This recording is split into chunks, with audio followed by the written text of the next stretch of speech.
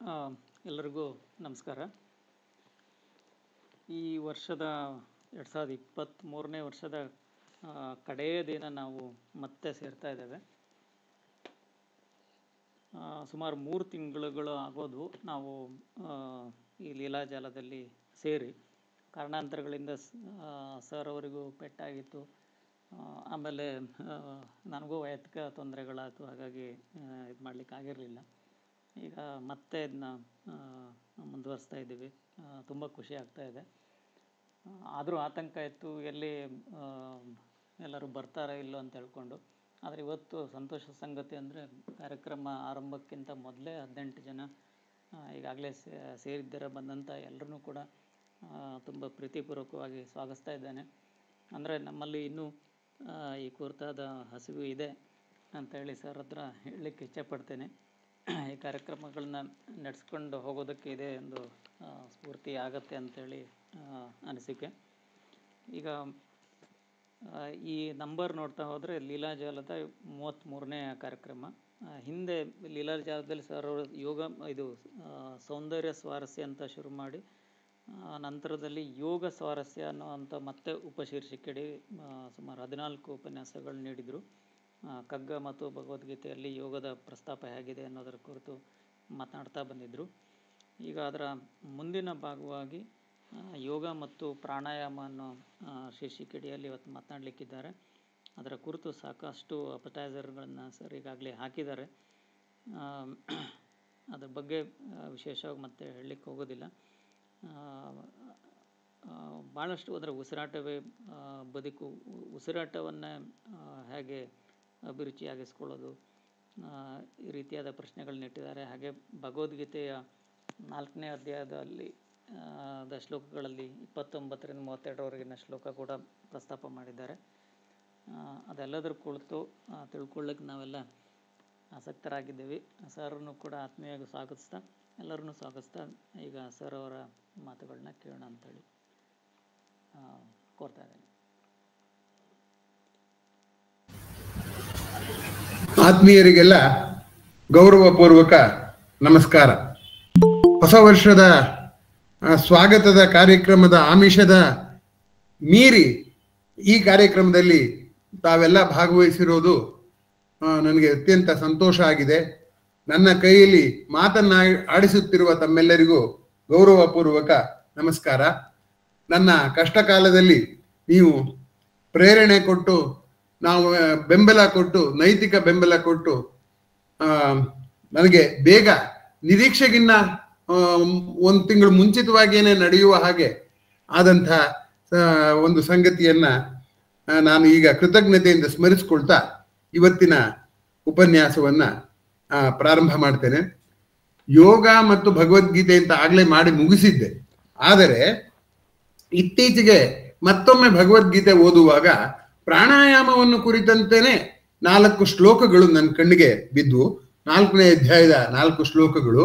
ಅದು ಕೇವಲ ಪ್ರಾಣಾಯಾಮವನ್ನು ಕುರಿತಲ್ಲ, ಇಡೀ ಜೀವನ ಧೋರಣೆಯನ್ನು ಕುರಿತು ಅಂತ ಅನ್ನಿಸ್ತು. ಆದ್ರಿಂದ ಇಲ್ಲಿ ನಾವು ಯೋಗ ಮತ್ತು ಭಗವದ್ಗೀತೆ ಅಲ್ಲದೆ ಪ್ರಾಣಾಯಾಮಕ್ಕೆ ಒಂದು ಹೊಸ ಆಯಾಮವನ್ನ ಕೊಡುವಂಥ ಅವಕಾಶ ಇದೆ ಅಂತ ಅನಿಸಿ ನಾನು ಈ ವಿಷಯವನ್ನ ಆಯ್ಕೆ ಮಾಡಿಕೊಂಡೆ. ನಮ್ಮ ಆತ್ಮೀಯರಾದ ರಾಮಸ್ವಾಮಿಯವರು ಪಂಚಪ್ರಾಣಗಳು ಏನೇನು ಕಾರ್ಯನಿರ್ವಹಿಸುತ್ತೆ ಅನ್ನೋವಂಥದ್ದನ್ನೆಲ್ಲ ಹಾಕಿದ್ರು. ಅದನ್ನ ಸೌಂದರ್ಯ ಮತ್ತು ಸ್ವಾರಸ್ಯದಲ್ಲಿ ಹಾಕಿದ್ದೀನಿ. ಜೊತೆಗೆ ನಾನು ಮುಖ್ಯವಾಗಿ ನನ್ನ ದಾರ್ಶನಿಕ ಚಿಂತನೆಗಳನ್ನು ರೂಪಿಸಿಕೊಳ್ಳಲು ಅಧ್ಯಯನ ಮಾಡಿದಂಥ ಪಂಚದಶಿ ಅಂತ ಅನ್ನೋ ಕೃತಿಯನ್ನು ಕೂಡ ಅವರು 576 ಪುಟಗಳದ್ದನ್ನ PDF ಮಾಡಿ ಹಾಕಿದ್ದಾರೆ. ಅದನ್ನು ಕೂಡ ನಾನು ಸೌಂದರ್ಯ ಸ್ವಾರಸ್ಯದಲ್ಲಿ ಹಾಕ್ತೀನಿ. ತಾವು ಆಸಕ್ತಿ ಇದ್ದವರು ಅದನ್ನ ಓದ್ಬೋದು. ವಿದ್ಯಾರಣ್ಯರು ಬರೆದಂತಹ ಪಂಚದಶಿ ಅನ್ನುವಂಥ ಕೃತಿ ಅದು. ಆ ಹಿನ್ನೆಲೆಯಲ್ಲಿ ಆ ವಿಷಯದಲ್ಲಿ ಬೆಂಬಲ ಕೊಟ್ಟ, ಅತ್ಯಂತ ಕುತೂಹಲ ತೋರಿದ, ನೀವು ನಾಳೆ ಏನ್ ಮಾತಾಡ್ತಿದ್ದೀರಿ ಅನ್ನುವಂಥ ಕುತೂಹಲ ತೋರಿಸಿದ ರಾಮಸ್ವಾಮಿ ಅವರಿಗೆ ನನ್ನ ಕೃತಜ್ಞತೆಗಳನ್ನ ಸಲ್ಲಿಸಿ ನನ್ನ ಇವತ್ತಿನ ಚರ್ಚೆಯನ್ನ ಪ್ರಾರಂಭ ಮಾಡ್ತೇನೆ. ಆತ್ಮೀಯರೇ, ಸಾಮಾನ್ಯವಾಗಿ ನಾವು ತಾಯಿಗೆ ಕೃತಜ್ಞತೆ ಸಲ್ಲಿಸುವಾಗ ಎದೆ ಹಾಲು ಕುಡಿಸಿ ಬೆಳೆಸಿದವಳು ತಾಯಿ ಅನ್ನೋದನ್ನ ನಾವು ಹೆಚ್ಚು ಒತ್ತು ಕೊಟ್ಟು ಹೇಳ್ತೀವಿ. ಈಗ ನಮ್ಮ ಆತ್ಮೀಯರು ನಮ್ಮ ನಿಸರ್ಗ ಎಲ್ಲವೂ ಕೂಡ ನಮಗೆ ಎರಡು ರೀತಿಯಲ್ಲಿ ಬೆಂಬಲ ಕೊಡುತ್ತೆ. ಒಂದು ಸ್ಥಾಯಿ ಬೆಂಬಲ, ಅಂದ್ರೆ ನಮ್ಗೊಂದು ದೇಹದ ಪ್ರಕೃತಿಗೆ ಸೇರಿದ್ದು. ಎರಡನೇದು ಈ ದೇಹದ ನಿರ್ವಹಣೆಗೆ ಬೇಕಾಗುವಂತಹ ಗತಿಶೀಲ ಬೆಂಬಲವನ್ನು ಕೊಡುತ್ತೆ. ಈಗ ನಮ್ಗೆ ಹಸಿವೇನು ಉಂಟು ಮಾಡುತ್ತೆ, ಊಟನೂ ಕೊಡುತ್ತೆ. ಹಾಗೆ ತಾಯಿ ಎದೆ ಹಾಲು ಕೊಡ್ತಾಳಲ್ಲ ಹಾಗೆ ಅಂತ ಅನ್ಬಹುದು. ಅದಕ್ಕೇನೆ ಸಾಮಾನ್ಯವಾಗಿ ಪ್ರಕೃತಿಯನ್ನ ತಾಯಿ ಅನ್ನುವಂಥದ್ದು. ಆದ್ರೆ ಎದೆ ಹಾಲು ಕೊಟ್ಟಿದ್ದಕ್ಕಿನ್ನ ಹೆಚ್ಚಿನ ಕಾಳಜಿ ಸೂಚಿಸುವ ಒಂದು ಪದ್ಯವನ್ನ KS ನರಸಿಂಹಸ್ವಾಮಿಯವರು ಬರೆದಿದ್ದಾರೆ. ಆ ಪದ್ಯದ ಹೆಸರು ಸಣ್ಣ ಸಂಗತಿ ಅಂತ. ಆ ಪದ್ಯ 14 ಸಾಲು ಪುಟಾಣಿ ಪದ್ಯ. ಅದು ತುಂಬಾ ಚೆನ್ನಾಗಿ ಬರೆದಿರುವಂಥದ್ದು. ನೀವು ಆಮೇಲೆ ಅದರ ಬಗ್ಗೆ ಓದ್ಬೋದು.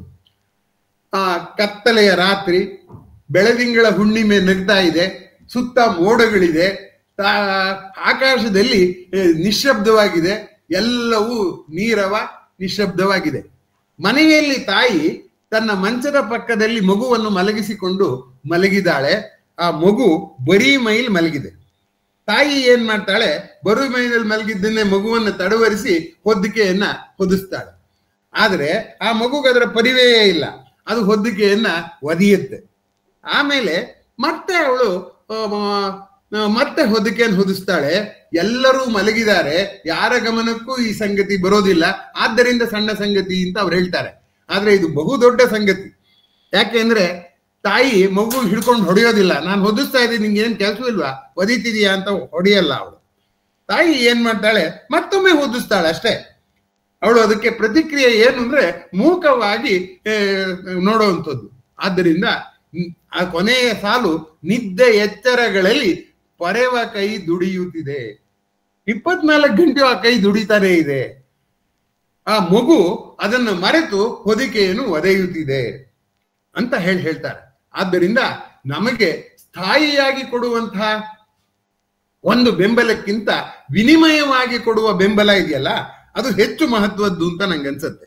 ಹಾಗಾಗಿ ನಾನು ಪ್ರಾಣಾಯಾಮ ಅಥವಾ ಉಸಿರಾಟವನ್ನ ಪ್ರಕೃತಿ ಮಾತೆ ನಮಗೆ ಊಡಿಸುವ ಎದೆ ಹಾಲು ಅಂತ ನಾನು ಕರೆಯಕ್ಕೆ ಇಷ್ಟಪಡೋಲ್ಲ. ಯಾಕೆಂದ್ರೆ ಎದೆ ಹಾಲು ಮಧ್ಯ ಒಂದಷ್ಟು ಅಂತರಗಳಿರುತ್ತೆ. ಆದ್ರೆ ಉಸಿರಾಟ ಇದೆಯಲ್ಲ, ಅದು ನಿರಂತರವಾಗಿ ನಡೀಬೇಕು. ಅದರಿಂದ ತುಂಬಾ ಮುಖ್ಯವಾದದ್ದು ಅದು ಮುಖ್ಯವಾದದ್ದು ಅಂತ ಅನ್ಸತ್ತೆ. ತಾಯಿ ಹೇಗೆ ನಿದ್ದೆ ಎಚ್ಚರಗಳಲ್ಲಿ ಪೊರೆವ ಕೈ ಇದೆಯೋ, ಪ್ರಕೃತಿ ಮಾತೆಯು ಕೂಡ ನಾನು ನಿದ್ದೆಗಣ್ಣಲ್ಲಿರ್ಲಿ, ಅವಳಿಗೆ ನಿದ್ದೆ ಬಂದಿರ್ಲಿ, ಎಚ್ಚರ ಇರ್ಲಿ, ನಿರಂತರವಾದಿ ಉಸಿರಾಟ ನಡೀತಾ ಇದೆ. ಆದ್ದರಿಂದ ನಮ್ಮ ಜೀವವನ್ನು ಎತ್ತಿ ಹಿಡಿದಿರುವುದು ನಮ್ಮ ಉಸಿರಾಟ.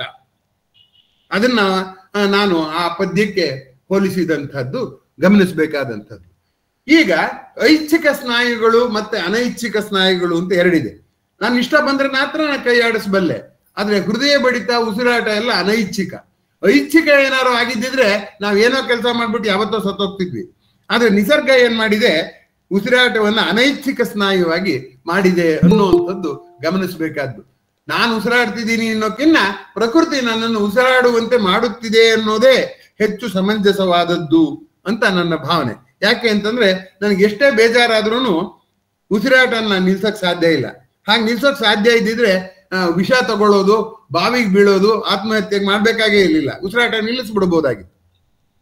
ಆದ್ದರಿಂದ ಉಸಿರಾಟ ಅನ್ನುವಂಥದ್ದು ನಮಗೂ ಮತ್ತು ಪ್ರಕೃತಿ ಮಾತೆಗೂ ಇರುವ ಗತಿಶೀಲ ಸಂಬಂಧ ಅನ್ನೋದನ್ನ ನಾನು ಮೊದಲು ನಿಮ್ಗೆ ನೆನಪು ಮಾಡಿಕೊಡೋದಕ್ಕೆ ಇಷ್ಟಪಡ್ತೇನೆ. ಯೋಗದಲ್ಲಿ ಮೊದಲನೆಯದು ಯಮ, ಅದು ಜೀವನ ಶೈಲಿ, ಸಮಾಜದಲ್ಲಿನ ವರ್ತನೆ. ಎರಡನೆಯದು ನಿಯಮ ಅಂದ್ರೆ ನನಗೆ ನಾನೇ ಹಾಕೋಬೇಕಾದಂತಹ ಶಿಸ್ತು. ಮೂರನೇದು ಆಸನ, ನಾನು ನನ್ನ ದೇಹದ ಮೇಲೆ ಇಟ್ಟುಕೊಳ್ಳುವ ನಿಯಂತ್ರಣ, ಅದಿದೆಯಲ್ಲ ಅದು ಆಸನ. ಈಗ ಪ್ರಾಣಾಯಾಮಕ್ಕೆ ಬರ್ತೀವಿ. ಅನ್ನಮಯ ಕೋಶವಾದ ದೇಹದಿಂದ ದೇಹವನ್ನು ನಿಯಂತ್ರಣ ಮಾಡಿದ ಮೇಲೆ ಪ್ರಾಣಾಯಾಮಕ್ಕೆ ಬರ್ತೀವಿ. ಅನ್ನಮಯ ಕೋಶದಿಂದ ಪ್ರಾಣಮಯ ಕೋಶಕ್ಕೆ ಬರ್ತೀವಿ. ಪ್ರಾಣಮಯ ಕೋಶಕ್ಕೆ ಬಂದ್ರೆ ಏನ್ ಆಶ್ಚರ್ಯ ಅಂದ್ರೆ, ಅನ್ನಮಯ ಕೋಶ, ಪ್ರಾಣಮಯ ಕೋಶ, ಅದ್ರ ಮೇಲೆ ಮನೋಮಯ ಕೋಶ, ಎರಡರ ಮಧ್ಯೆ ಪ್ರಾಣ ಇರೋದ್ರಿಂದ ಈ ಉಸಿರಾಟ ಅನ್ನೋದನ್ನೇನಾದ್ರೂ ನಾವು ನಿಯಂತ್ರಣ ಮಾಡೋದಾದ್ರೆ ಅದು ನಮ್ಮ ಸ್ಥೂಲ ಶರೀರವಾದ ದೇಹವನ್ನು ಮತ್ತು ಸೂಕ್ಷ್ಮ ಶರೀರವಾದ ಮನಸ್ಸನ್ನು ತಹಬಂದಿಗೆ ತರೋದಕ್ಕೆ ಸಾಧ್ಯ ಆಗುತ್ತೆ. ಮೊದಲು ಸ್ಥೂಲ ದೇಹವನ್ನು ತಹಬಂದಿಗೆ ತಂದು ಸಮಾಜದ ಸಾಮಾಜಿಕ ಸಂಬಂಧವನ್ನು ಹದಗೊಳಿಸಿ ಆಮೇಲೆ ನಾವು ಮುಂದಿನ ಹಂತದಲ್ಲಿ 4ನೇ ಹಂತದಲ್ಲಿ ಉಸಿರಾಟಕ್ಕೆ ಸಂಬಂಧಪಟ್ಟ ಹಾಗೆ ನಾವು ಮುಂದುವರಿತಾ ಇದ್ದೀವಿ. ಆ ಪ್ರಾಣಾಯಾಮವನ್ನ ನಾವು ಅಲ್ಲಿ ಮಹತ್ವವಾಗಿ ಕೊಡ್ತಾ ಇದ್ದೀವಿ. ಪ್ರಾಣಾಯಾಮದ ಕೆಲವು ಮೂಲ ಅಂಶಗಳನ್ನ ನಾನು ನಿಮ್ಗೆ ಹೇಳೋದಕ್ಕೆ ಬಯಸ್ತೇನೆ. ಇಲ್ಲಿ ನಾನು ಪ್ರಾಣಾಯಾಮದ ತಂತ್ರಗಳು ಟೆಕ್ನಿಕ್ ಹೇಳ್ತಾ ಇಲ್ಲ, ಅದನ್ನ ಯೋಗ ತರಗತಿಯಲ್ಲಿ ಬೇಕಾದಷ್ಟು ಜನ ಹೇಳೋರಿದ್ದಾರೆ. ಆದ್ರೆ ಇದಿದೆಯಲ್ಲ, ಈಗ ನಾನು ಹೇಳುವಂತ ವಿಷಯಗಳಿದೆಯಲ್ಲ, ಅದು ಬೇರೆ. ಅದರ ಮಹತ್ವ ಮತ್ತು ಅದನ್ನ ಸಾಧಿಸುವ ಬಗೆ, ಅದನ್ನ ಯೋಗ ನೋಡುವ ರೀತಿ, ಅದಕ್ಕೆ ನಾನು ಹೆಚ್ಚು ಒತ್ತು ಕೊಡ್ತಾ ಇದ್ದೀನಿ. ಗಾಳಿ ಹೊರಗಿದ್ರೆ ಅದು ಗಾಳಿ, ನನ್ನ ದೇಹವನ್ನು ಪ್ರವೇಶಿಸಿದ ಕೂಡಲೇ ಅದು ಪ್ರಾಣ ಅಂತ ಅನಿಸ್ಕೊಳ್ಳುತ್ತೆ. ಆದ್ರಿಂದ ಪ್ರಾಣ ಅನ್ನುವಂಥದ್ದು ನನ್ನ ದೇಹದೊಳಕ್ಕೆ ಪ್ರವೇಶಿಸಿದ ವಿಶ್ವಾತ್ಮಕವಾದ ಗಾಳಿ, ವಿಶ್ವಕ್ಕೆ ಸೇರಿದ ಗಾಳಿ ನನ್ನ ದೇಹಕ್ಕೆ ಬರ್ತಿದ್ದ ಹಾಗೆ ಅದು ಪ್ರಾಣ ಆಗ್ಬಿಡುತ್ತೆ. ಆ ಪ್ರಾಣ ಅನ್ನುವಂಥದ್ದು ಇದೆಯಲ್ಲ, ಆ ಪ್ರಾಣವಾಗಿ ಅನಂತರ ಅದು ಪಂಚಪ್ರಾಣವಾಗುತ್ತೆ. ಪಂಚಪ್ರಾಣ, ಪ್ರಾಣ, ಅಪಾನ, ವ್ಯಾನ, ಉದಾನ, ಸಮಾನ. ಅದ್ರ ಬಗ್ಗೆ ನಾವು ಈಗಾಗಲೇ ಮಾಹಿತಿಗಳನ್ನ ಹಾಕಿದ್ವಿ. ಪ್ರಾಣದ ಫಂಕ್ಷನ್ ಏನು, ಉದಾಹರಣೆಗೆ ಉದಾನ ಅಂದ್ರೆ ನನ್ನ ಕಂಠದಲ್ಲಿ ಬರುವಂತ, ಕಂಠದ ಮೂಲಕ ಬರುವಂತ ಗಾಳಿ ನನ್ನನ್ನು ಮಾತಾಡಿಸ್ತಾ ಇರುವಂಥದ್ದು ಒಂದು ಉದಾನ ಅನ್ನುವಂಥದ್ದು. ಅಪಾನ ಅಂದ್ರೆ ನಾವು ಸೇವಿಸಲು ಬಾರದ, ನನ್ನ ದೇಹಕ್ಕೆ ಅನಗತ್ಯವಾದಂತಹ ಗಾಳಿ. ಅನಗತ್ಯವಾದಂತ ಗಾಳಿ ಇನ್ನೊಂದು ನಾವು ಇವತ್ತಿನ ಭಾಷೆಯಲ್ಲಿ ಹೇಳೋದಾದ್ರೆ ಕಾರ್ಬನ್ ಡೈಆಕ್ಸೈಡ್ ಕೂಡ ಅನಗತ್ಯವಾದ ಗಾಳಿ. ಅದರಿಂದ ನಾವು ಅನೇಕ ಬಾರಿ ನಮ್ಮ ಗುದದ್ವಾರದಿಂದ ಬರೋದನ್ನ ಅಪಾನ ಅಂತ ತಪ್ಪಾಗಿ ಭಾವಿಸಿದೀವಿ. ಹಾಕಿದ ಗಾಳಿ ಎಲ್ಲ ಅಪಾನವೇ. ಇದನ್ನ ಒಂದನ್ನ ಸ್ಪಷ್ಟಪಡಿಸ್ತೀನಿ ಅಷ್ಟೇ. ಈಗ ಪಂಚ ಪ್ರಾಣಗಳು ಯಾವ್ಯಾವುದು ಅದು ಅನ್ನೋದೆಲ್ಲ ಹೇಳಿದ್ದಾಯ್ತು. ನಮ್ಮ ಸಾಮಾನ್ಯ ಭಾಷೆಯಲ್ಲಿ ಕೂಡ ಪ್ರಾಣದ ಮಹತ್ವ ನಮ್ಗೆಲ್ಲ ಚೆನ್ನಾಗಿ ಗೊತ್ತಿದೆ. ನನಗೆ ತುಂಬಾ ಇಷ್ಟ ಆಯ್ತು ಅಂದ್ರೆ ಪಂಚ ಪ್ರಾಣ. ನನಗೆ ಇಲ್ಲಿ ಇಷ್ಟವಾದ್ದನ್ನು ಹೇಳೋದಾದ್ರೆ ಕಷ್ಟವಾದ್ದನ್ನು ಹೇಳೋದಕ್ಕೂ ಪ್ರಾಣನೇ ಬೆಳೆದು, ಯಾಕೆ ನನ್ ಪ್ರಾಣ ತಿಂತೀಯ ನೀನು ಅಂತ ಯಾರು ನನ್ನನ್ನು ಗೋಳಿಕೊಂಡ್ರೆ ಹೇಳುವಂಥದ್ದು ವಾಡಿಕೆ. ಅದರಿಂದ ಕಷ್ಟ ಸುಖ ಎರಡನ್ನೂ ಕೂಡ ನಮಗೆ ನೆನಪು ಮಾಡುವಂಥದ್ದು ಯಾವುದು? ಪ್ರಾಣ. ಇದು ತುಂಬಾ ಗಮನಿಸಬೇಕಾದ್ದು. ಆದ್ರೆ ನಮ್ಮ ಬದುಕು ಏನಾಗ್ಬಿಟ್ಟಿದೆ ಅಂದ್ರೆ, ಈ ಕಷ್ಟ ಸುಖಗಳ ಕಣ್ಣು ಮುಚ್ಚಾಲೆ ಆಟ ಆಡುವಾಗ ಈ ಪ್ರಾಣದ ಒಂದು ವಿಷಯನ ನಾವು ಉಪೇಕ್ಷೆ ಮಾಡ್ಬಿಟ್ಟಿದ್ವಿ. ನಾವು ನನಗೆ ಕಷ್ಟ ಬಂತಾ, ಆ ಕಷ್ಟನ ಏನಾದ್ರು ಮಾಡಿ ಪರಿಹರಿಸ್ಕೋತೀನಿ. ಸುಖ ಬಂತಾ, ಆ ಸುಖವಾಗಿರ್ತೀನಿ. ಕಷ್ಟವನ್ನೆಲ್ಲ ಸುಖ ಮಾಡ್ಕೋತೀನಿ ಅಂತ ಹೋಗ್ತೀನಿ. ಆದ್ರೆ ನಾವು ಉಸಿರಾಡುವ ಗಾಳಿ ಇದೆಯಲ್ಲ, ಆ ಉಸಿರಾಡುವ ಗಾಳಿಗೆ ಕಷ್ಟವೂ ಇಲ್ಲ, ಸುಖವೂ ಇಲ್ಲ. ಅದು ನೈಸರ್ಗಿಕ ಲೀಲೆ. ಉಸಿರಾಟ ಒಂದು ನಿಸರ್ಗದ ದೃಷ್ಟಿಯಿಂದ ಲೀಲೆ, ನನ್ನ ದೃಷ್ಟಿಯಿಂದ ಬದುಕು, ಜೀವ. ಹೀಗಾಗಿ ಎರಡು ದೃಷ್ಟಿಯಲ್ಲೂ ನಾವು ನೋಡ್ಬೇಕು. ಊಟ ನಾವು ಒಂದ್ ದಿವಸ ಉಪವಾಸ ಮಾಡ್ಬೋದು, ನೀರು ಕುಡಿದೆಲೆ ಇರ್ಬೋದು. ಆದ್ರೆ ಪ್ರಾಣ ಇಲ್ದೆಲೆ ಇರೋದಕ್ಕೆ ಸಾಧ್ಯವೇ ಇಲ್ಲ. ಜೀವ ಇರಬೇಕು ಅಂದ್ರೆ ಪ್ರಾಣ, ಗಾಳಿ ಇರಲೇಬೇಕು. ಗಾಳಿಯನ್ನು ಬಿಟ್ಟು ಇರೋದಕ್ಕೆ ಸಾಧ್ಯವಿಲ್ಲ. ಮನುಷ್ಯ ಅನೇಕ ಬಾರಿ ಏನ್ ಅನ್ಕೋತಾನೆ ಅಂತಂದ್ರೆ, ನಾನು ಪ್ರಕೃತಿಯ ವಿರುದ್ಧ ಹೋರಾಡ್ತೀನಿ, ನಾನು ಪ್ರಕೃತಿಗೆ ಪೈಪೋಟಿ ಮಾಡ್ತೀನಿ ಅಂತೆಲ್ಲ ಹೇಳ್ತಾನೆ. ಆ ಪ್ರಕೃತಿಯ ಆ ಗಾಳಿಯನ್ನ ಬಿಟ್ಟು ಇದ್ದು ತೋರಿಸ್ಲಿ ನೋಡೋಣ. ಒಂದು ಕ್ಷಣವೂ ಇರಲಾರ. ಒಂದು ಮೇಲೆ ಪ್ರಕೃತಿಯೊಂದಿಗೆ ನಿರಂತರ ವಿನಿಮಯ ಮಾಡಿಕೊಳ್ಳುವ ಮಾನವ ಪ್ರಕೃತಿಯೊಂದಿಗೆ ಡೈವೋರ್ಸ್, ವಿಚ್ಛೇದನ ಮಾಡೋದಕ್ಕೆ ಸಾಧ್ಯ ಆಗುತ್ತಾ? ಸಾಧ್ಯ ಆಗದ ಹಾಗೆ ಕಟ್ಟು ಹಾಕಿದೆ. ಪ್ರೀತಿ ಅಂದ್ರೆ ವಾಸ್ತವವಾಗಿ ವಿನಿಮಯ. ಆದ್ರಿಂದ ಈ ವಿನಿಮಯ ನಿರಂತರವಾಗಿ ನಡೀತಾ ಇದೆ. ಪ್ರಪಂಚದಲ್ಲಿ ನಾವು ಸುಖ ಪಡ್ಬೇಕು ಅಂದ್ರೂ ಏನ್ ಸುಖ ಪಡ್ಬೇಕು ಅಂದ್ರೆ ಪ್ರಕೃತಿನೇ ಸುಖ ಪಡ್ಬೇಕು. ಯಾಕೆಂದ್ರೆ ನನ್ನ ಸ್ನೇಹಿತನ ಜೊತೆ ಮಾತಾಡಿ ಸುಖ ಬೀಳ್ತೀನಿ ಅಂದ್ರೆ ಅವನೂ ಪ್ರಕೃತಿಯ ಒಂದು ಭಾಗವೇ. ನನ್ನ ಸಕ್ಕರೆ ತಿಂದು ಸಂತೋಷ ಪಡ್ತೀನಿ ಅಥವಾ ಇನ್ನೇನ ಮಾವಿನ ಹಣ್ಣು ತಿಂದು ಸಂತೋಷ ಪಡ್ತೀನಿ, ಅದು ಎಲ್ಲ ಪ್ರಕೃತಿಯ ಭಾಗವೇ. ಸೊ ಅದ್ರ ಜೀವನ ಅಂದ್ರೆ ಒಂದು ಅರ್ಥದಲ್ಲಿ ಪ್ರಕೃತಿಯನ್ನ ಸಂತೋಷ ಪಡುವಂಥದ್ದೇ. ದಿಸೆಗೂ ಮುತ್ತಿ ಬರುವ ಪ್ರಕೃತಿಗದಾರು ವಶವಾಗದಿಹ ನರನು ಮಂಕುತಿಮ್ಮ ಅಂತ DVG ಅವರು ಹೇಳ್ತಾರೆ. ಜೊತೆಗೆ ಜೀವಕ್ಕೂ ನಿರ್ಜೀವಕ್ಕೂ ವ್ಯತ್ಯಾಸವನ್ನುಂಟು ಮಾಡ್ತಿರೋದೇ ಉಸಿರಾಟ ಅನ್ನೋದು ನಮ್ಗೆ ತುಂಬಾ ಮುಖ್ಯವಾಗಿ ಒತ್ತು ಕೊಟ್ಟು ತಿಳಿದುಕೊಳ್ಳಬೇಕಾದಂಥ ಸಂಗತಿ ಅಂತ ನಾನು ಭಾವಿಸ್ಕೊಂಡಿದ್ದೀನಿ. ಗಾಳಿ ಮಣ್ಣುಂಡೆ ಒಳ ಹೊಕ್ಕು ಹೊರ ಹೊರಳದು ಆಣೆ ನಿಪ್ಪುದು ಅಂತಾಗದಿರೆ ಬರಿಯ ಹೆಂಟೆ ಅಂತ ಮಂಕುತಿಮ್ಮನ ಕಗ್ಗದಲ್ಲಿ DVG ಇನ್ನೊಂದ್ ಕಡೆ ಹೇಳ್ತಾರೆ. ಏನಂದ್ರೆ ನನ್ನ ದೇಹದೊಳಗೆ ಎಲ್ಲಿವರೆಗೆ ಗಾಳಿ ಒಳಗೆ ಹೋಗಿ ಹೊರಗೆ ಬರುತ್ತೋ ಅಲ್ಲಿವರೆಗೆ ನಾನು ಆಳು, ಇಲ್ಲದೆ ಇದ್ರೆ ಈ ಮೃತ್ಪಿಂಡವಾದ ದೇಹ ಅದು ಬರೀ ಮಣ್ಣಿನ ಹೆಂಟೆ ಆಗತ್ತೆ ಅನ್ನುವಂಥದ್ದು. ಆದ್ದರಿಂದ ನನ್ನ ಪ್ರಜ್ಞೆ, ನನ್ನ ದೈವದ ಹುಡುಕಾಟ, ನನ್ನ ಸುಖ, ನನ್ನ ಕಷ್ಟ ಎಲ್ಲದರ ಮೂಲ ಪ್ರಾಣ. ಆ ಪ್ರಾಣಕ್ಕೆ ಒಂದು ಆಯಾಮ ಕೊಡೋದು ಅಂದ್ರೆ ಪ್ರಾಣಾಯಾಮ. ಆಯಾಮ ಅಂದ್ರೇನು? It is A new dimension ಅಂತ ನಾವು ಹೇಳ್ತೀವಲ್ಲ, ಒಂದು ಹೊಸ ಆಯಾಮ ಅಂತ. ಹೊಸ ದೃಷ್ಟಿಕೋನದಿಂದ ಆ ಪ್ರಾಣವನ್ನ ನಾವು ನೋಡ್ಬೇಕಾಗತ್ತೆ ಅಂತ. ಪ್ರಾಣದ ಇನ್ನೊಂದು ಮಹತ್ವವನ್ನ ಈಗ ನಾನು ನಿಮ್ಮ ಮುಂದೆ ಸಾದರಪಡಿಸೋದಕ್ಕೆ ಪ್ರಯತ್ನ ಪಡ್ತೇನೆ. ಈಗ ನಾನು ಊಟವನ್ನು ಮಾತ್ರ ಆನಂದ ಪಡ್ತೀನಿ, ಪ್ರಕೃತಿಯ ವರ ಅಂತ ಅಂದಾದ್ರೆ ಎಷ್ಟೊತ್ತು ಊಟ ಮಾಡ್ಬೋದು? ಆಮೇಲೆ ಊಟ ಮಾಡಕ್ಕಾಗಲ್ಲ. ಆದ್ರೆ ನಾನು ಪ್ರಕೃತಿಯೊಂದಿಗೆ ನಿರಂತರವಾದಂತಹ ಪ್ರಕೃತಿ ಪ್ರಜ್ಞೆ, ಸೃಷ್ಟಿ ಪ್ರಜ್ಞೆ, ಸೃಷ್ಟಿಕರ್ತನ ಪ್ರಜ್ಞೆ ತಂದ್ಕೋಬೇಕು ಅಂದ್ರೆ ನಮ್ಗಿರುವ ಏಕೈಕ ದಾರಿ ಯಾವುದು ಅಂದ್ರೆ ಉಸಿರಾಟ. ಬೇರೆದೆಲ್ಲ ಮಲ್ಗೆ ಹೂ ನೋಡಿ ಸಂತೋಷ ಪಡ್ತೀನಿ, ಮಲ್ಗೆ ಹೂ ಬಾಡೋಗುತ್ತೆ, ನಾನು 2 ನಿಮಿಷ ಸಂತೋಷ ಪಟ್ರೆ ಬೇಜಾರು ಬರುತ್ತೆ. ಆದ್ರೆ ಉಸಿರಾಟದ ಬಗ್ಗೆ ಬೇಜಾರು ಬಂತು ಅಂದ್ರೆ ಅದು ಶಾಶ್ವತ ನಿದ್ರೆ ಅಂತ ನಾನು ಬೇರೆ ಹೇಳ್ಬೇಕಾಗಿಲ್ಲ. ಆದ್ದರಿಂದ ನಾವು ನಿರಂತರವಾಗಿ ಸೃಷ್ಟಿ ಪ್ರಜ್ಞೆ ಮತ್ತು ಸೃಷ್ಟಿಕರ್ತನ ಪ್ರಜ್ಞೆ ಇಟ್ಕೋಬೇಕಾದ್ರೆ ಉಸಿರಾಟವನ್ನು ಆಧರಿಸಿ ಮಾಡಿದರೆ ಮಾತ್ರ ಬಹಳ ಕಾಲ ಅದು ಉಳಿಯೋಕ್ ಸಾಧ್ಯವೇ ಹೊರತು ಉಸಿರಾಟವನ್ನು ಕಡೆಗಣಿಸಿದರೆ ನಾನೇ ಇಲ್ಲ. ಅದಕ್ಕೆ ದಾಸರೊಬ್ರು ಪವಮಾನ ಜಗದ ಪ್ರಾಣ ಅಂತ ಹೇಳ್ತಾರೆ. ಅವರು ನನ್ನ ಪ್ರಾಣ ಅಂತ ಹೇಳಲ್ಲ, ಜಗತ್ತಿನ ಎಲ್ಲ ಜೀವಿಗಳ ಪ್ರಾಣ ಪವಮಾನ. ಆದ್ದರಿಂದ ಸಂಕರ್ಷಣ, ಎಲ್ಲರನ್ನೂ ಆಕರ್ಷಿಸಿ ಮಾಡುವಂಥದ್ದು. ನನಗೆ ಗೊತ್ತಿಲ್ಲದೆ ಪ್ರಕೃತಿ ನಿರಂತರವಾಗಿ ತಾಯಿ ಎದೆ ಹಾಲು ಕೊಟ್ಟ ಹಾಗೆ ಆಕ್ಸಿಜನ್ ಕೊಡುತ್ತೆ. ನಾನು ಒದಿತಿದ್ದೀನಿ, ಗಾಳಿನ ಹೊರಗೆ ಹಾಕ್ತೀನಿ, ಆಗ ತಿರ್ಗ ಮತ್ತೆ ಒಳಕ್ಕೆ ಗಾಳಿಯನ್ನ ತಳ್ತಾ ಇದೆ ಅಂತ ಅನ್ನೋದಕ್ಕೆ ನಾನು ಆ ಪದ್ಯವನ್ನ ನಾನು ನಿಮ್ಗೆ ನೆನಪು ಮಾಡಿದ್ದು. ನಿದ್ದೆ ಎಚ್ಚರಗಳಲ್ಲಿ ಪೊರೆವ ಕೈ ದುಡಿಯುತ್ತಿದೆ ಅಂದ್ರೆ ಪ್ರಕೃತಿಗೆ ನಾನು ಬದುಕೋ ಇಷ್ಟ ಇದೆ. ಇಲ್ಲದಿದ್ರೆ ಅದು ಪ್ರಾಣ ನಿಲ್ಲಿಸ್ಬಿಡ್ಬೋದು, ಅದು ಯಾವಾಗ ಬೇಕಾದ್ರೂ ನಿಲ್ಲಿಸುತ್ತೆ ಗೊತ್ತಿಲ್ಲ. ಅದೇ ಈಗ ನಾವು ಬದುಕಿರೋವರೆಗೆ ನಾವು ಪ್ರಕೃತಿ ನನ್ನನ್ನ ಜೀವಂತವಾಗಿ ಇಡಿಸಿದೆಯಲ್ಲ, ನಾನು ಪ್ರಜ್ಞಾಪೂರ್ವಕವಾಗಿ ಅಲ್ಲದೇ ಇದ್ರೂ ಉಸಿರಾಡ್ತಾ ಇದ್ದೀನಲ್ಲ, ಆ ಪ್ರಜ್ಞಾಪೂರ್ವಕವಲ್ಲದ ಉಸಿರಾಟದಕ್ಕೆ ನಾನು ಪ್ರಕೃತಿಗೆ ಕೃತಜ್ಞನಾಗಿರ್ಬೇಕು. ಆದ್ರಿಂದ ಪ್ರಕೃತಿಗೆ ಕೃತಜ್ಞನಾಗಿರೋದೇನಂದ್ರೆ ಪ್ರಕೃತಿಯನ್ನ ಉದ್ಧಾರ ಮಾಡೋದು ಅಂತ ಅಲ್ಲವೇ ಅಲ್ಲ. ನಮ್ಗೆ ಪ್ರಕೃತಿಯನ್ನ ಉದ್ಧಾರ ಮಾಡೋ ತಾಕತ್ತು ಇಲ್ವೇ ಇಲ್ಲ.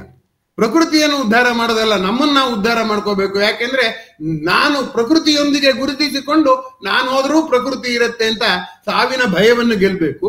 ಪ್ರಕೃತಿಯಲ್ಲಿರುವ ಎಲ್ಲ ಸಂತೋಷವೂ ಈ ಉಸಿರಾಟದ ಮೂಲಕವೇ ಆಗುತ್ತಿದೆ ಎನ್ನುವ ಎಚ್ಚರವನ್ನ ಪ್ರತಿ ಉಸಿರಾಟದಲ್ಲಿ ಕೂಡ ನಾವು ಕಂಡುಕೊಂಡ್ರೆ ಆಗ ನಮ್ಮ ಮನಸ್ಸು ಸದಾ ನಿರಾಳವಾಗಿ ಇರೋದಕ್ಕೆ ಸಾಧ್ಯ. ಆದ್ರಿಂದ ನಿರಾಳ ಮನಸ್ಸಿನವರು ಊಟವನ್ನು ಆನಂದಿಸುವ ಹಾಗೆ ಉಸಿರಾಟವನ್ನು ಆನಂದಿಸುವ ಕಲೆಯನ್ನ ನಾವು ರೂಢಿಸ್ಕೋಬೇಕು. ಹೇಗೆ ರೂಢಿಸ್ಕೋಬೇಕು ಅದು ಆಮೇಲೆ ಹೋಗೋಣ. ಮೊದಲು ಈ ಉಸಿರಾಟವನ್ನ ನಾನು ಈ ರೀತಿ ಪರಿಭಾವಿಸ್ಬೇಕೇ ಹೊರತು ಏನೋ ಗಾಳಿ ಒಳಗೆ ಹೋಯ್ತು ಹೊರಗೆ ಬಂತು ಅನ್ನುವಂಥದ್ದಲ್ಲ. ಗಾಳಿ ಹೊರಗೆ ಹೋಗುವುದು ಪ್ರಾಣ, ಅದು ವಿಶ್ವಾತ್ಮಕವಾದದ್ದು, ಅನಂತವಾದ ಅನ್ನುವಂಥದ್ದು. ನನ್ನ ದೇಹದ ದೃಷ್ಟಿಯಿಂದ ವಾಯುಮಂಡಲದಲ್ಲಿರುವ ಆಕ್ಸಿಜನ್ ಅನಂತವೇ, ಅದು ನನ್ನ ದೇಹದೊಳಗೆ ಹೋಗುತ್ತೆ ಗಾಳಿ, ಅವಾಗ ಅದು ಪ್ರಾಣವಾಗುತ್ತೆ. ಆ ಪ್ರಾಣದಲ್ಲಿ ಏನಾಗುತ್ತೆ, ಈ ಬೇಡದ ಗಾಳಿಯು ಸೇರ್ಕೊಳ್ಳುತ್ತೆ. ನನ್ನ ದೇಹದೊಳಗೆ ಕಾರ್ಬನ್ ಡೈಆಕ್ಸೈಡ್ ಇರುತ್ತಲ್ಲ, ಅದು ಸೇರ್ಕೊಳ್ಳುತ್ತೆ. ಅದರಿಂದ ಅನಂತ ಬಂದು ಶಾಂತದ ಕೊಳೆಯನ್ನ ಕಳೆದು ನನ್ನ ದೇಹವನ್ನ ಶುದ್ಧೀಕರಣ ಮಾಡುತ್ತೆ ಅನ್ನುವ ದೃಷ್ಟಿಯಿಂದ ಉಸಿರಾಟವು ಒಂದು ರೀತಿಯಲ್ಲಿ ಕಾಯದ ಶುದ್ಧೀಕರಣ, ಕಾಯದ ನಿರಂತರ ಶುದ್ಧೀಕರಣ ಅಂತ. ನನಗೆ ಶುದ್ಧ ಮಾಡ್ಕೋಬೇಕು ಅನ್ನೋ ಪ್ರಜ್ಞೆ ಇಲ್ಲ, ಪ್ರಕೃತಿ ಬಂದು ಶುದ್ಧ ಮಾಡಿ ಮಾಡಿ ಮಾಡಿ ಹೋಗ್ತಾ ಇದೆ ಅಂದ್ರೆ ನಾನು ಪ್ರಕೃತಿಗೆ ಎಷ್ಟು ಕೃತಜ್ಞನಾಗಿರಬೇಕಾಗಿಲ್ಲ. ನಾನು ಈಗ ಕೆಲವು ದಿವಸಗಳ ಹಿಂದೆ ಒಂದು ಸಂದೇಶ ಹಾಕಿದ್ದೆ, ಸೌಂದರ್ಯ ಸ್ವಾರಸ್ಯದಲ್ಲೂ ಹಾಕಿದ್ದೆ ಅಂತ ನೆನಪು. ಏನಪ್ಪಾ ಅಂದ್ರೆ, ನಾವು ಕೃತಜ್ಞತೆಯನ್ನು ಯಾರಿಗೆ ಸಲ್ಲಿಸಬೇಕು? ಮೊದಲು ಮನುಷ್ಯರಿಗೆ ಸಲ್ಲಿಸ್ತೀವಿ, ಆಮೇಲೆ ಪ್ರಾಣಿಗೆ ಸಲ್ಲಿಸ್ತೀವಿ, ಆಮೇಲೆ ಸಸ್ಯಕ್ಕೆ ಸಲ್ಲಿಸ್ತೀವಿ, ನಿರ್ಜೀವವಾದನ್ನು ಮರ್ತೇ ಬಿಡ್ತೀವಿ. ಅದರಿಂದ ನಮ್ಮ ಮೊದಲ ಕೃತಜ್ಞತೆ ಸಲ್ಲಬೇಕಾದದ್ದು ಪ್ರಾಣಕ್ಕೆ, ಗಾಳಿಗೆ, ಆ ವಾಯುವಿಗೆ ನಮ್ಮ ಮೊದಲ ಕೃತಜ್ಞತೆ. ಅಂದ್ರೆ ನಿರ್ಜೀವಕ್ಕೆ ಮೊದಲ ಕೃತಜ್ಞತೆ. ಆಮೇಲಿನ ಕೃತಜ್ಞತೆ ಸಸ್ಯಕ್ಕೆ, ಯಾಕೆಂದ್ರೆ ಅದೇ ನನ್ಗೆ ಊಟ ಕೊಡೋದು, ಅದು ಊಟ ಕೊಡುತ್ತೆ, ಇದು ಆಕ್ಸಿಜನ್ ಕೊಡುತ್ತೆ, ನಂಗೆ ಶಕ್ತಿ ಬರುತ್ತೆ. ಅದರಿಂದ 2ನೇ ಕೃತಜ್ಞತೆ ಸಸ್ಯಕ್ಕೆ, 3ನೇ ಕೃತಜ್ಞತೆ ಪ್ರಾಣಿಗಳಿಗೆ, 4ನೇ ಕೃತಜ್ಞತೆ ಮನುಷ್ಯರಿಗೆ, ಅದರಲ್ಲೂ ಉಪಕಾರ ಮಾಡಿದ ಮನುಷ್ಯರಿಗೆ. ಹೀಗೆ ನಾವು ಶ್ರೇಣೀಕರಣ ಮೊದಲು ಬದಲು ಮಾಡ್ಬಿಟ್ಟಿದೀವಿ. ಉಪಕಾರ ಮಾಡಿ ಸದ್ಯ ಧನ್ಯರ. ಈ ನಾನು ಹೇಳಿದೆ, ನನ್ನ ಕೈಲಿ ಮಾತಾಡಿಸ್ತಿದ್ದೀರಾ, ನನ್ನ ಕೈಲಿ ನನ್ಗೆ ನೈತಿಕ ಬೆಂಬಲ ಕೊಟ್ರಿ ಅಂತ. ಆ ಕೊಟ್ಟದ್ದು ನೀವು ಕೊಡೋಕ್ ಸಾಧ್ಯವಾದ್ದು ಪ್ರಕೃತಿಯಿಂದಲೇ, ಅದನ್ನ ನಾನು ಹೇಳಕ್ ಸಾಧ್ಯವಾದ್ದು ಪ್ರಕೃತಿಯಿಂದಲೇ. ಆದ್ರಿಂದ ಇತ್ತೀಚಿನ ಅಧ್ಯಯನದ ಪ್ರಕಾರ ಮನುಷ್ಯನಿಗೆ ವಿನಯವನ್ನು ಕಲಿಸುವ ಒಂದೇ ಒಂದು ದಾರಿ ಅಂದ್ರೆ ಗ್ರಾಟಿಟ್ಯೂಡ್ ಅಥವಾ ಕೃತಜ್ಞತೆ. ಆ ಕೃತಜ್ಞತೆ ಯಾವಾಗ ನಾವು ವಿಸ್ತಾರ ಮಾಡಿಬಿಟ್ಟು ನಿರ್ಜೀವಕ್ಕೂ ಕೊಡ್ಬೇಕಾದು, ಆಕ್ಸಿಜನ್ಗೂ ಕೊಡ್ಬೇಕು ಅಂತ ಆದಾಗ ನಮ್ಮ ಕೃತಜ್ಞತೆಯ ಹೊರೆ ಜಾಸ್ತಿ ಆಗುತ್ತೆ. ಆಗ ನಾವು ಹೊರೆ ತಡಿಲಾರದೆ ತಲೆ ತಗ್ಗಿಸ್ತೀವಿ, ವಿನಯವಂತರಾಗ್ತೀವಿ. ಅದರಿಂದ ಬದುಕಿನ ಅತಿ ದೊಡ್ಡ ಪಾಠ ಅಂದ್ರೆ ವಿನಯ. ಶಂಕರಾಚಾರ್ಯರು ಅಪರಾಧ ಕ್ಷಮಾಪಣಾ ಸ್ತೋತ್ರದಲ್ಲಿ ಮೊದಲು ಹೇಳೋದೇನೆ ಅವಿನಯ ಅಪನಯ ವಿಷ್ಣು. ನಾನ್ ಮಾಡ್ತಿರೋದು ಇನ್ನೇನು ಕೆಟ್ಟ ಕೆಲಸನ ಮಾಡಿದ ಆಮೇಲಿಂದು ಮೊದಲು ಆ ಅವಿನಯ ಅನ್ನೋದ್ರಿಂದಲೇ ಎಲ್ಲ ಕೆಟ್ಟ ಕೆಲಸನೂ ಪ್ರಾರಂಭ ಆಗುತ್ತೆ. ಅವಿನಯವನ್ನು ಹೋಗಲಾಡಿಸುತ್ತ, ಅವಿನಯವನ್ನ ಹೋಗಲಾಡಿಸ್ಬೇಕಾದ್ರೆ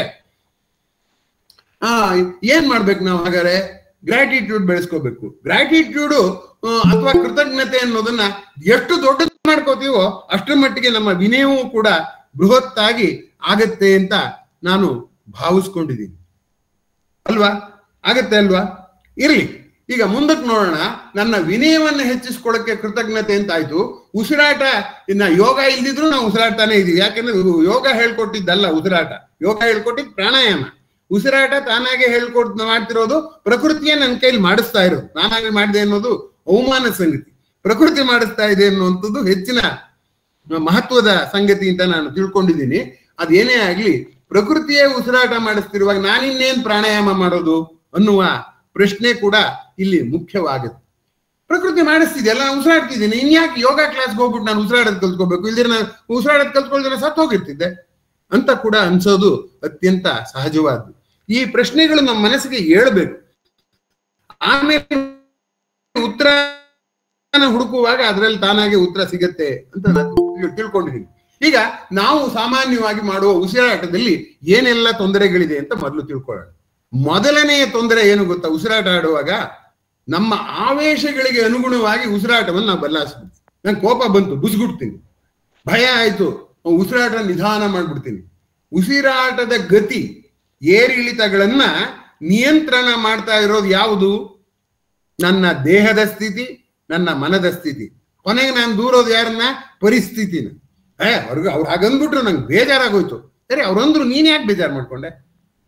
ಹೀಗಾಗಿ ನನ್ನ ದೇಹದ ಸ್ಥಿತಿ, ನನ್ನ ಮನಸ್ಥಿತಿಯನ್ನ ನನ್ನ ಉಸಿರಾಟ ನಿಯಂತ್ರಣ ಮಾಡಿದ ಹಾಗೆ ನನ್ನ ಉಸಿರಾಟ ನನ್ನ ದೇಹದ ಸ್ಥಿತಿಯನ್ನ ಮತ್ತೆ ಮನಸ್ಸಿನ ಸ್ಥಿತಿಯನ್ನ ನಿಯಂತ್ರಣ ಮಾಡೋದಿದೆಯಲ್ಲ ಪ್ರಾಣಾಯಾಮ. ಅಂದ್ರೆ ಪಾತ್ರ ನದಲು ಬದಲು.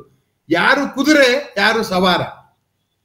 ನನ್ನ ಆವೇಶಗಳು ನನ್ನ ಉಸಿರಾಟದ ಸವಾರ ಆಗ್ಬೇಕೋ, ನನ್ನ ಉಸಿರಾಟ ಆವೇಶವನ್ನ ಆವೇಶದ ಕುದುರೆಯನ್ನು ನಿಯಂತ್ರಿಸೋ ಸವಾರ ಆಗ್ಬೇಕೋ? ಉಸಿರಾಟ ನನ್ನ ಆವೇಶವನ್ನು ನಿರ್ಧಾರ ಮಾಡುತ್ತೆ ಅನ್ನೋದಾದ್ರೆ ಅದು ಪ್ರಾಣಾಯಾಮ. ಆವೇಶ ನನ್ನ ಉಸಿರಾಟ ನಿರ್ಧಾರ ಮಾಡುತ್ತೆ ಅನ್ನೋದಾದ್ರೆ ಅದು ಪ್ರಾಣಾಯಾಮ ಅಲ್ಲ, ಉಸಿರಾಟ. ಇದು ಒಂದು. ಉಸಿರಾಟದ ತಂತ್ರನವನ್ನ ಗಮನಿಸೋಣ. ಉಸಿರಾಟದ ತಂತ್ರನವನ್ನ ಗಮನಿಸಿದರೆ ನೋಡಿ, ನಾವು ನಿರಾಳವಾಗಿ ಇನ್ನೇನೋ ಅನ್ಯ ಮನಸ್ಕರಾಗಿ ಕೂತಿದ್ದೀವಿ ಅಂತ ಇಟ್ಕೊಳ್ಳೋಣ. ಉಸಿರಾಟದ ಪ್ರಜ್ಞೆ ನಮ್ಗಿಲ್ಲ. ಅವಾಗ ಏನಾಗುತ್ತೆ ಅಂದ್ರೆ ಮೇಲ್ಮೇಲೆ ಉಸಿರಾಡುತ್ತೆ. ಶ್ವಾಸಕೋಶನ 3 ಭಾಗ ಮಾಡ್ತಾರೆ, 1, 2, 3. ಮೊದಲನೇ ಭಾಗದಲ್ಲಿ ಮಾತ್ರ ಉಸಿರಾಡ್ತಿರ್ತೀವಿ, ಎರಡನೇ ಭಾಗಕ್ಕೆ ಆಕ್ಸಿಜನ್ ಹೋಗೋದೇ ಇಲ್ಲ. ಇನ್ ಕೆಲವು ಸರಿ ಎರಡನೇ ಭಾಗದಲ್ಲಿ ಉಸಿರಾಡ್ತೀವಿ. ಆಮೇಲೆ ನಮ್ಗೆ ಯಾಕೋ ಉಸಿರಾಡ್ತಿರೋ ಸರಿಗಿಲ್ಲ ಅನ್ಸಿದ್ರೆ 3 ಭಾಗದಲ್ಲೂ ಉಸಿರಾಡೋ ಹಾಗೆ ಮಾಡ್ತೀವಿ. ಓಂಕಾರ ಹೇಳೋದು 3 ಭಾಗದಲ್ಲೂ ಉಸಿರಾಡೋ ಹಾಗೆ. ಆದ್ರೆ 3 ಭಾಗದಲ್ಲೂ ಉಸಿರಾಡೋದನ್ನು ಬಹಳ ಹೊತ್ತು ಮಾಡಕ್ಕಾಗಲ್ಲ. ಯಾಕೆ? 3 ಭಾಗದಲ್ಲಿ ಉಸಿರಾಡ ಹೋದ್ರೆ ಉಸಿರಾಟವೇ ಒಂದು ಆಯಾಸ ಆಗ್ಬಿಡುತ್ತೆ. ಉಸಿರಾಟದ ಪ್ರಜ್ಞೆಯಲ್ಲಿ ಬೇರೆ ಕೆಲಸ ಏನೂ ಮಾಡಕ್ಕಾಗಲ್ಲ. ಇದು ಗಮನಿಸಬೇಕಾದದ್ದು. ಆದ್ದರಿಂದ ಪ್ರಾಣಾಯಾಮ ಹೇಳ್ತಿರೋದು ಪ್ರಪಂಚದ ಎಲ್ಲ ರೀತಿಯ ಕೆಲಸ ಬಿಟ್ಬಿಡಿ, ನೀವು ಉಸಿರಾಟ ಮಾಡ್ಕೊಂಡು ಉಸಿರಾಟನೇ ಆನಂದ ಪಟ್ಕೊಂಡು ಹಾಯಾಗಿರಿ ಅಂತ ಯೋಗ ಹೇಳುತ್ತೆ ಅಂತ ತಾವು ಭಾವಿಸಿದ್ರೆ ಖಂಡಿತ ಹಾಗೆ ಹೇಳೋದಿಲ್ಲ. ಆಮೇಲೆ ಈಗ ಇನ್ನೊಂದು ಪ್ರಶ್ನೆ ಹಾಕಿದ್ದೆ ನಾನು, ಪ್ರಾಣಾಯಾಮ ಯಾವಾಗ ಮಾಡ್ಬೇಕು? ಉಸಿರಾಟವನ್ನ ಯಾವಾಗ ನಾವು ಪ್ರಾಣಾಯಾಮ ಆಗಿಸ್ಬೇಕು ಅಂತ. ಸಾಮಾನ್ಯವಾಗಿ ನಮ್ಮ ಶಿಷ್ಟಾಚಾರದ ಆಚರಣೆಗಳಲ್ಲಿ ಪ್ರಾಣಾಯಾಮವನ್ನು ಕೆಲಸದ ಪೂರ್ವದಲ್ಲಿ ಮಾಡಬೇಕು ಅನ್ನುವಂಥದ್ದು ರೂಢಿ ಇದೆ. ಶುಭ ಕಾರ್ಯ ಆಗ್ಲಿ ಅಶುಭ ಕಾರ್ಯ ಆಗ್ಲಿ ಆಚಮನ ಅಂತ ದೇವರ ವಿಷ್ಣುವಿನ 24 ಹೆಸರನ್ನು ಜ್ಞಾಪಿಸ್ಕೊಂಡ ಮೇಲೆ ಪ್ರಾಣಾಯಾಮ ಅಂತ ಮಾಡ್ತಾರೆ. ಅಂದ್ರೆ ಆಚಮನನೂ ಕೂಡ ಯಾಕೆ ಮಾಡ್ತಾರೆ ಅಂದ್ರೆ ದೇವರ 24 ಹೆಸರು ಜ್ಞಾಪಿಸ್ಕೊಂಡಾಗ ನಮಗೆ ನಮ್ಮೊಳಗೆ ಒಬ್ಬ ದೇವರಿದ್ದಾನೆ, ನಾನು ಅವನ ಹಾಗೆ ಅಲಿಪ್ತವಾಗಿರ್ಬೇಕು ಅನ್ನುವಂಥ ಒಂದು ನೀತಿಯನ್ನ ನನ್ನೊಳಗಿರೋ ದೇವರು ಹೇಳ್ಕೊಡ್ತಾನೆ ಅಂತ. ನನ್ನೊಳಗೆ ದೇವರಿದೆ ಅಂತ ನಂಗೆ ಗೊತ್ತೇ ಇಲ್ಲೋ, ನಾನು ನಂಬಲ್ಲ, ನಾನು ನಿರೀಶ್ವರವಾದಿ. ಅವಾಗ ನನ್ಗೆ ಯಾರು ಹೇಳ್ಕೊಡ್ಬೇಕು? ಅವಾಗ ಉಸಿರಾಟವೇ ಹೇಳ್ಕೊಡ್ಬೇಕು. ಆದ್ರಿಂದ ಉಸಿರಾಟ ಒಂದು ರೀತಿಯಲ್ಲಿ ಶುದ್ಧೀಕರಣ ಅವಾಗ ಉಸಿರಾಟ ಏನ್ ಹೇಳ್ಕೊಡುತ್ತೆ? ನಾನು ಇಲ್ಲದೆ ಇದ್ರೂ ಪ್ರಪಂಚ ನಡೆಯುತ್ತೆ ಅಂತ ಹೇಳ್ಕೊಡ್ತಿದ್ದ ಹಾಗೇನೆ ಏನಾಗುತ್ತೆ? ನನ್ನ ಮನಸ್ಸು ಹಗುರವಾಗುತ್ತೆ. ಆದ್ರಿಂದ ಆ ಒಂದು ಹಗುರಾಗುವ ಗುಣವನ್ನ ನಾವು ಪ್ರಾಣಾಯಾಮದ ಮೂಲಕ ಸಾಧಿಸಬೇಕು ಅನ್ನೋ ಕಾರಣಕ್ಕೆ ಒಳ್ಳೆಯ ಕಾರ್ಯದ ಪೂರ್ವದಲ್ಲಿ ನಾವು ಪ್ರಾಣಾಯಾಮ ಮಾಡುವಂಥದ್ದು. ಗಾಯತ್ರಿ ಮಂತ್ರ ಹೇಳ್ಕೊಳ್ಳುವಾಗ ಮೂಗು ಹಿಡ್ಕೊಳ್ಳಿದ್ರೆ ಮೂಗು ಹಿಡ್ಕೋತೀವಿ, ಮೂಗನ್ನು ಮುಟ್ತೀವಿ ಅಷ್ಟೇ. ಪ್ರಾಣಾಯಾಮ ನಮ್ಮ ಅಪ್ನಾಡೆ ನಾವು ಮಾಡಲ್ಲ. ಆ ದೃಷ್ಟಿಯಿಂದ ಮಾಡೋರು ಇದಾರೇನೋ ಅಂತ ಮಹನೀಯರಿಗೆ ನಮಸ್ಕಾರ. ಅದಿರ್ಲಿ. ಇಲ್ಲಿ ಪ್ರಶ್ನೆ ಏನಂದ್ರೆ ಪ್ರಾಣಾಯಾಮದ ಮಹತ್ವ ಏನಿದೆ ಅಂತಂದ್ರೆ, ಉಸಿರಾಟಕ್ಕೆ ಬೇಕು ಬೇಡಗಳಿಲ್ಲ, ನೋವು ನಲಿವುಗಳಿಲ್ಲ.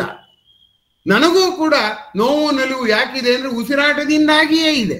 ಅದರಿಂದ ನೋವು ನಲಿವಿಗೆ ಕಾರಣ ಉಸಿರಾಟ. ಉಸಿರಾಟ ಚೆನ್ನಾಗಾಗ್ಬೇಕಾದ್ದು ನನ್ನ ಬದುಕಿಗೆ ಮುಖ್ಯವೇ ಹೊರತು ನೋವು ನಲಿವು ಮುಖ್ಯ ಅಲ್ಲ ಅಂತ ನನಗೆ ಯಾವತ್ತು ಗೊತ್ತಾಗತ್ತೋ ಅವತ್ತು ಪ್ರಾಣಾಯಾಮದ ಮಹತ್ವ ತಿಳಿಯುತ್ತೆ. ಆದ್ರಿಂದ ಈ ಒಂದು ವಾದ ನಾನು ಮಂಡಿಸುವಾಗ ಪ್ರಾಣಾಯಾಮವನ್ನ ಒಂದು ಸತ್ಕಾರ್ಯ ಮಾಡುವಾಗ, ಒಂದು ಸಂಕಲ್ಪಿತ ಕಾರ್ಯ ಮಾಡುವಾಗ ಮಾಡಬೇಕು ಅನ್ನೋ ಅರ್ಥ ಬರುತ್ತೆ. ಆದರೆ ಆಮೇಲೂ ಕೂಡ ಉಸಿರಾಟದ ಗತಿಯನ್ನ ನಾವು ನಿಯಂತ್ರಣದಲ್ಲಿ ಇಟ್ಕೊಳ್ದೇ ಇದ್ರೆ ಕೆಲಸ ಮಾಡೋಕ್ಕೆ ಆಗಲ್ಲ.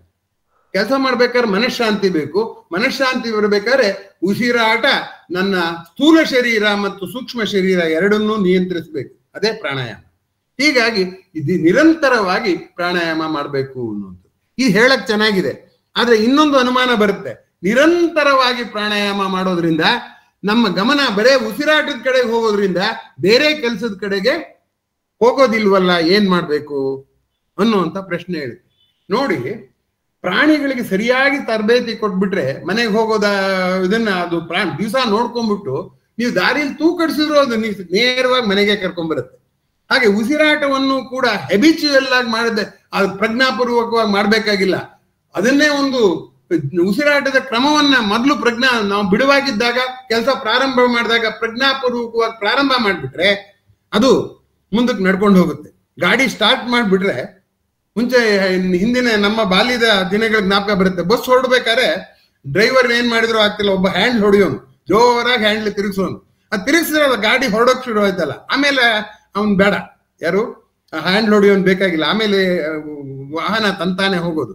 ಹಾಗೆ ನಾನು ಉಸಿರಾಟವನ್ನ ಪ್ರಾಣಾಯಾಮವನ್ನಾಗಿಸಿ ಪ್ರಾರಂಭ ಮಾಡಿ ಆ ಪ್ರಜ್ಞೆ ಎಲ್ಲೋ ಒಂದ್ ಕಡೆ ಉಳಿದ್ರೆ ಸಾಕು, ಅದು ನಮ್ಮ ಕೆಲಸಕ್ಕೇನು ಒಡ್ಡಿ ಮಾಡೋಲ್ಲ. ಅದರಿಂದ ಉಸಿರಾಟದ ಒಂದು ನಿಯತ ಗತಿಯನ್ನ, ರೆಗ್ಯುಲರ್ ಬ್ರೀದಿಂಗ್ ಇದೆಯಲ್ಲ, ಆ ರೆಗ್ಯುಲರ್ ಬ್ರೀದಿಂಗ್ ಅನ್ನ ನಾನು ಮಾಡಿದರೆ ಆಗ ಏನಾಗುತ್ತೆ ಅಂತಂದ್ರೆ ಆಮೇಲೆ ನಾನು ಅದನ್ನೇನು ಕಾವಲು ಕಾಯೋಗೋದಿಲ್ಲ. ಆಮೇಲೆ ಅದ್ರ ಪಾಡ್ಗದು ನಡ್ಕೊಂಡು ಹೋಗುತ್ತೆ. ನಮ್ಮ ತಂದೆ ನಮ್ಮ ಬಾಲ್ಯದಲ್ಲಿ ಹೇಳ್ತಿದ್ದನ್ನ ನಾನು ಜ್ಞಾಪಿಸ್ಕೊಳ್ತೀನಿ. ಅವ್ರು ಹೇಳೋರು, ನನ್ನ ಮಕ್ಕಳನ್ನ ಅವ್ರಿಗೆ ಸ್ವತಂತ್ರವಾಗಿ ಆಲೋಚನೆ ಬರೋ ತನಕ ಅವ್ರ ಆಲೋಚನೆ ಏನ್ ಮಾಡ್ತಾರೆ, ಎಲ್ಲಿ ನಿಂತ್ಕೋತಾರೆ, ಹೇಗೆ ಕೂತ್ಕೋತಾರೆ ಅಂತ ನಾನು ನಿಯಂತ್ರಣ ಮಾಡ್ತೀನಿ. ಆಮೇಲೆ ನಾನು ಅವ್ರ ಕಡೆ ನೋಡೋದೇ ಇಲ್ಲ. ಯಾಕೆಂದ್ರೆ ಅದು ಒಂದ್ಸರಿ ಅವ್ರಿಗೆ ಅಭ್ಯಾಸ ಆಗ್ಬಿಟ್ರೆ ಆಮೇಲೆ ಅವ್ರಿಗೆ ಕಣ್ಣೆದುರುಗಿದ್ರು ಅವ್ರಿಗೆ ಕಳ್ತನ ಮಾಡೋ ಆಸೆ ಬರೋದಿಲ್ಲ.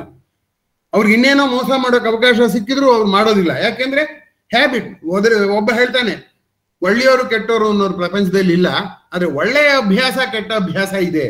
ಹಾಗೆ ಪ್ರಾಣಾಯಾಮನೂ ಅಷ್ಟೇ. ಸರಿಯಾದ ಉಸಿರಾಟವೇ ನನ್ನ ಆವೇಶವನ್ನು ನಿಯಂತ್ರಿಸುವ ಉಸಿರಾಟನೂ ಇದೆ. ಅದ್ರ ಪಾಡ್ಗೆ ಅದಾಗತ್ತೆ, ನಾನು ಯಾಕೆ ಅದ್ರ ಬಗ್ಗೆ ಚಿಂತೆ ಮಾಡ್ಲಿ ಅಂತ ಅನ್ನುವಂಥ ಉಸಿರಾಟವೂ ಇದೆ. ಇಲ್ಲಿ ಹೆಬಿಚುಯಲ್ ಆಗಿ ನಾವು ಒಂದು ರೀತಿಯಲ್ಲಿ ಉಸಿರಾಟ ನನ್ನ ಸ್ಥೂಲ ಶರೀರದ ಆಗು ಹೋಗುಗಳನ್ನು ಮತ್ತು ಸೂಕ್ಷ್ಮ ಶರೀರದ ಏರಿಳಿತಗಳನ್ನು ನಿಯಂತ್ರಿಸುವಂತ ಕೆಲಸ ಆಗಬೇಕು ಅನ್ನುವಂಥದ್ದು. ಈಗ ಇವೆಲ್ಲ ಉಸಿರಾಟಕ್ಕೆ ಸಂಬಂಧಪಟ್ಟದ್ದಾದ್ರೆ ಸ್ವಲ್ಪ ಕೆಮಿಸ್ಟ್ರಿಯನ್ನ ನಾನು ಹೇಳೋದಾದ್ರೆ, ನಾನು ಉಸಿರನ್ನ ಒಳಕ್ಕೆ ತೆಗೆದುಕೊಳ್ಳುವ ಮೊದಲು ನನ್ನ ಶ್ವಾಸಕೋಶದಲ್ಲಿ ಆಮ್ಲೀಯ ಅಂಶ ಜಾಸ್ತಿ ಇರುತ್ತೆ. ಯಾಕೆಂದ್ರೆ ಕಾರ್ಬನ್ ಡೈಆಕ್ಸೈಡ್ ಇದೆಯಲ್ಲ, ಅದು ಅಲ್ಲಿ ನೀರಿನಂಶ ಇರುತ್ತಲ್ಲ, ಕಾರ್ಬನ್ ಡೈಆಕ್ಸೈಡ್ ನೀರಿನಂಶ ಸೇರ್ಕೊಂಡು ಏನಾಗುತ್ತೆ, ಕಾರ್ಬಾನಿಕ್ ಆಮ್ಲ ಆಗುತ್ತೆ. ಆ ಕಾರ್ಬಾನಿಕ್ ಆಮ್ಲ ಇದೆಯಲ್ಲ, ನಾನು ಗಾಳಿಯನ್ನು ಒಳಗೆ ತಗೋತಿದ್ದ ಹಾಗೆ ಕಾರ್ಬಾನಿಕ್ ಆಮ್ಲನೆಲ್ಲ ಗಾಳಿ ಹೊರಗೆ ಓಡಿಸುತ್ತೆ. ಅವಾಗ ಏನಾಗುತ್ತೆ, ನನ್ನ ದೇಹದಲ್ಲಿ ಆಮ್ಲೀಯ ಅಂಶ ಕಡಿಮೆ ಆಗಿ ನಮ್ಮ ದೇಹ ಆಮ್ಲೀಯ ಅಂಶ ಕಡಿಮೆ ಆಗೋದು ಅಂದ್ರೆ ಪ್ರತ್ಯಾಮ್ಲೀಯ ಆಗೋದು. ಅದರಿಂದ ನನ್ನ ಶ್ವಾಸಕೋಶ ಪ್ರತ್ಯಾಮ್ಲೀಯ ಆಗುತ್ತೆ ಅಂತ ಹೈಸ್ಕೂಲ್ ಕೆಮಿಸ್ಟ್ರಿ ಹೇಳುತ್ತೆ. ಆದ್ರೆ ಹಾಗಾಗೋದಿಲ್ಲ. ಆಮ್ಲೀಯತೆ, ಆ ಕಾರ್ಬನ್ ಡೈಆಕ್ಸೈಡ್ ಕಮ್ಮಿ ಆಗುತ್ತೆ ಹೊರತು ಆಮ್ಲೀಯತೆ ಮತ್ತು ಪ್ರತ್ಯಾಮ್ಲೀಯತೆಯ ಏರುಪೇರು ಆಗದ ಹಾಗೆ ಅಲ್ಲೊಂದು ಬಫರ್ ಸಿಸ್ಟಮ್ ಇದೆ. ಬಫರ್ ಸಿಸ್ಟಮ್ ಅಂದ್ರೆ ಅಲ್ಲಿ ಕಾರ್ಬನ್ ಡೈಆಕ್ಸೈಡ್ ಎಷ್ಟಾರು ಇರಲಿ, ಆಕ್ಸಿಜನ್ ಎಷ್ಟಾರು ಇರಲಿ, ಅದರ pH ಅಥವಾ ಆಮ್ಲೀಯತೆ ಒಂದೇ ಸಮ ಕಾಯ್ದುಕೊಳ್ಳುವಂತ ವ್ಯವಸ್ಥೆ ಇದೆ. ಅದು ಏನಾರು ಆಗ್ಲಿ, ಈಗ ನಾನು ಉಸಿರಾಟವನ್ನು ಗಮನಿಸೋದಾದ್ರೆ ನನ್ನ ದೇಹದೊಳಕ್ಕೆ ಶುದ್ಧ ಗಾಳಿ ಮತ್ತು ನೈಟ್ರೋಜನ್ ಒಳಗೆ ಬರುತ್ತಲ್ಲ, ಅದು ಒಂದು ಕ್ರಿಯೆ. ಅದಕ್ಕೆ ನಾನು ನನ್ನ ಕೊಳೆಯನ್ನೆಲ್ಲ ಅದಕ್ಕೆ ಸೇರಿಸ್ತೀನಿ, ಆ ಗಾಳಿಯನ್ನು ಕೊಳೆ ಮಾಡ್ತೀನಿ ನಾನು, ಅದು ಇನ್ನೊಂದು ಕ್ರಿಯೆ. ಆಮೇಲೆ ಏನಾಗುತ್ತೆ, ಆ ಗಾಳಿಯನ್ನ ನಾನು ಮತ್ತೆ ಹೊರಗೆ ಹಾಕ್ತೀನಿ. ಅವಾಗ ಕೊಳೆಯ ಗಾಳಿ ಹೋಗುತ್ತೆ, ಶುದ್ಧ ಗಾಳಿ, ನನಗೆ ಬೇಕಾದ ಗಾಳಿ ಸಿಗುತ್ತೆ. ಆದ್ರಿಂದ ಈಗ ನನಗೆ ಬೇಕಾದ ಗಾಳಿಯನ್ನ ಒದಗಿಸಿಕೊಡುವ ಕಾರ್ಯವನ್ನ ಪ್ರಕೃತಿ ಮಾಡ್ತಿದೆ. ಅದ್ರ ಜೊತೆಗೆ ನಾನು ಸಹಕಾರ ಮಾಡ್ಬೇಕಲ್ವೇ? ಆ ಸಹಕಾರ ಮಾಡೋದನ್ನೇ ಪ್ರಾಣಾಯಾಮ ಅಂತ ಹೇಳೋದು ಉಂಟು. ಆತ್ಮೀಯರೇ, ಈಗ ಇನ್ನೊಂದು ರೀತಿಯಲ್ಲಿ ನಾನು ಹೇಳಬೇಕಾಗುತ್ತೆ. ಭಗವದ್ಗೀತೆಯಲ್ಲಿ ಏನ್ ಹೇಳ್ತಾರೆ ಅಂದ್ರೆ, ಉಸಿರಾಟ ಅಥವಾ ಪ್ರಾಣಾಯಾಮ ಒಂದು ಯಜ್ಞ ಅಂತ ಕರೀತಾರೆ. ಯಜ್ಞ ಅಂದ್ರೇನು ಅಂದ್ರೆ ನಮಗೆ ತಕ್ಷಣ ಹೋಮ ಮಂತ್ರ ಹಾಕೋದು, ಹೊಗೆ ಬರೋದು, ಇದೇ ಜ್ಞಾಪಕ ಬರುತ್ತೆ. ಆದ್ರೆ ಯಜ್ಞಕ್ಕೆ ಎರಡು ಮುಖ್ಯವಾದಂತಹ ಅಂಶ ಇದೆ. ಒಂದು, ನಾವು ಅದಕ್ಕೆ ಸೇರಿಸುವುದು, ಅದು ತ್ಯಾಗ, ಅದು ನಮಗೆ ಕೊಡುವಂಥದ್ದು ಫಲ. ಹಾಗಾಗಿ ಈಗ ಉಸಿರಾಟವನ್ನ ಯಜ್ಞ ಅಂತ ಭಾವಿಸುವುದಾದರೆ, ನಾನು ಉಸಿರನ್ನು ಒಳಗೆ ತೆಗೆದುಕೊಂಡಾಗ ಅದಕ್ಕೆ ಕೊಡುವಂಥದ್ದು ಹವಿಸ್ ಇದೆಯಲ್ಲ, ಹವಿಸ್ ಯಾವುದದು? Carbon dioxide. ನಮ್ಮ ಭಾರತೀಯ ಭಾಷೆಯಲ್ಲಿ ಹೇಳೋದಾದ್ರೆ ಅಪಾನವಾಯು. ಆದ್ರಿಂದ ಒಂದು ರೀತಿಯಲ್ಲಿ ಅಪಾನವಾಯು, ಅದರ ಫಲ ಇದೆಯಲ್ಲ, ಅಪಾನವಾಯು ಹೋದ್ರೆ ಅಲ್ಲಿಗೆ ಆಕ್ಸಿಜನ್ ಹೋಗಿ ಸೇರ್ಕೊಳುತ್ತಲ್ಲ, ಅದನ್ನ ಸ್ವೀಕರಿಸ್ತೀನಲ್ಲ, ತ್ಯಾಗ ಆದ್ಮೇಲೆ ಸ್ವೀಕಾರ, ಅದು ಆಕ್ಸಿಜನ್ನು. ಆದ್ದರಿಂದ ಒಂದು ರೀತಿಯಲ್ಲಿ ಬೇಡವಾದದ್ದನ್ನು ತೆಗೆದುಹಾಕೋ ಕೆಲಸ, ಬೇಕಾದದ್ದನ್ನು ಸೇರಿಸುವ ಕೆಲಸ, ವಿನಿಮಯ ಒಟ್ಟಾರೆಯಾಗಿ ನಡೆಯೋದ್ರಿಂದ ಒಂದು ರೀತಿಯಲ್ಲಿ ಇದು ಆಕ್ಸಿಜನ್ ಕಾರ್ಬನ್ ಡೈಆಕ್ಸೈಡ್ನ ಯಜ್ಞ. ನೋಡಿ, ಉಸಿರಾಟವನ್ನ ದೀಪ ಉರಿಯೋ ಹಾಗೇನೆ ಕಂಬಸ್ಟನ್, ದಹನ ಅಂತ ಕರೀತಾರೆ. ಆದ್ರೆ ಅಲ್ಲ, ಇದು ದೀಪ ಉರಿಯೋದ್ನ, ಮೇಣದ ಬತ್ತಿ ಉರಿಯೋದ್ನ ನಮ್ಮ ದೇಹದಲ್ಲಿ ಆಗೋದನ್ನ ಸ್ಲೋ ಕಂಬಸ್ಟನ್ ಅಂತಾರೆ. ಕಂಬಸ್ಟನ್ ಅಂದ್ರೂ ಯಜ್ಞ ಅಂತ ತಾನೆ, ಅಲ್ಲೂ ತಾನೆ ಬೆಂಕಿ ಇರುತ್ತೆ ತಾನೆ. ಆದ್ದರಿಂದ ಮರೆಯೋದು ಬೇಡ. ನಮ್ಮ ದೇಹದಲ್ಲಿ ಆಗುವ ಉಸಿರಾಟ ಸ್ಲೋ ಕಂಬಸ್ಟನ್ ಅಂದ್ರೆ ಯಜ್ಞ ಅಂತ ಆಯ್ತು. ಆದ್ದರಿಂದ ನಾವು ಯಜ್ಞದ ಪಾಠವನ್ನ ಕಲ್ತ್ಕೊಳ್ಳೋದಕ್ಕೆ ವೇದ ಓದ್ಬೇಕಾಗಿಲ್ಲ. ನನ್ನ ಉಸಿರಾಟವನ್ನು ಗಮನಿಸಿದರೆ ಆ ಉಸಿರಾಟವೇ ಒಂದು ಯಜ್ಞವಾಗಿ ನನಗೆ ಕಂಡು ನನ್ನ ಬದುಕು ಧನ್ಯ ಭಾವವನ್ನ, ಮಾನ್ಯ ಭಾವವನ್ನ ತಳೆಯುತ್ತೆ ಅನ್ನುವಂಥದ್ದು ತುಂಬಾ ಮುಖ್ಯವಾಗಿ ಗಮನಿಸಬೇಕಾಗಿದೆ. ಈಗ ಈ ವಿಷಯವನ್ನ ಭಗವದ್ಗೀತೆಯ 4 ಶ್ಲೋಕಗಳಲ್ಲಿ ಪ್ರಸ್ತಾಪ ಮಾಡಿದ್ದಾರೆ ಅಂತ ನಾನು ಈಗಾಗಲೇ ನಿಮ್ಮ ಹತ್ರ ಹೇಳಿದೆ. ಆ ಭಗವದ್ಗೀತೆಯ 4 ಶ್ಲೋಕಗಳಲ್ಲಿ ಎಷ್ಟು ಚೆನ್ನಾಗಿದೆ ಅಂತ ಪ್ರಸ್ತಾಪ ಮಾಡಿದ್ದಾರೆ ಅಂತಂದ್ರೆ, ನಾನು ಉಸಿರಾಟವನ್ನ ಭಾವಿಸಬೇಕಾದ ರೀತಿಯನ್ನ ಆ ಶ್ಲೋಕ ಹೇಳುತ್ತೆ. ಅಂದ್ರೆ ಅದನ್ನು ಒಂದು ರೀತಿಯಲ್ಲಿ ಯಜ್ಞ ಅಂತ ಭಾವಿಸಿ ಅಂತ. ಯಜ್ಞ ಅಂದ್ರೇನು? ನಾನು ಮಾಡಿರುವ ಕೆಲಸದ ಪ್ರತಿಫಲ ನನಗೆ ಗೊತ್ತಿಲ್ಲ, ಆದ್ರೂ ನಾನು ಮಾಡದೆ ಬೇರೆ ದಾರಿ ಇಲ್ಲ, ಮಾಡಿದ್ರೇನೋ ಒಳ್ಳೇದಾಗತ್ತೆ ಅನ್ನೋ ನಂಬಿಕೆ ಮೇಲೆ ನಾನು ಅದನ್ನು ಮಾಡ್ತೀನಿ. ಆ ಒಳ್ಳೇದು ಆಗೂ ಇದೆ. ಹಾಗಾಗಿ ಆಗ ಯಜ್ಞ ಅಂದ್ರೆ ನಾನು ಮಾಡುವಂತಹ ಕೆಲಸ ಈ ಹಠ ಹಿಡಿದು ನಾನು ಗೆಲ್ತೀನಿ ಅನ್ನೋ ಮಾಡೋ ಕೆಲಸ ಅಲ್ಲ. ಒಂದು ಒಳ್ಳೆಯ ಉದ್ದೇಶದಿಂದ ಮಾಡ್ತೀನಿ. ಆ ಉದ್ದೇಶದಿಂದ ಏನು ತಾನಾಗೇ ಫಲ ಬರುತ್ತೋ ಅದನ್ನೇ ಸ್ವೀಕರಿಸ್ತೀನಿ.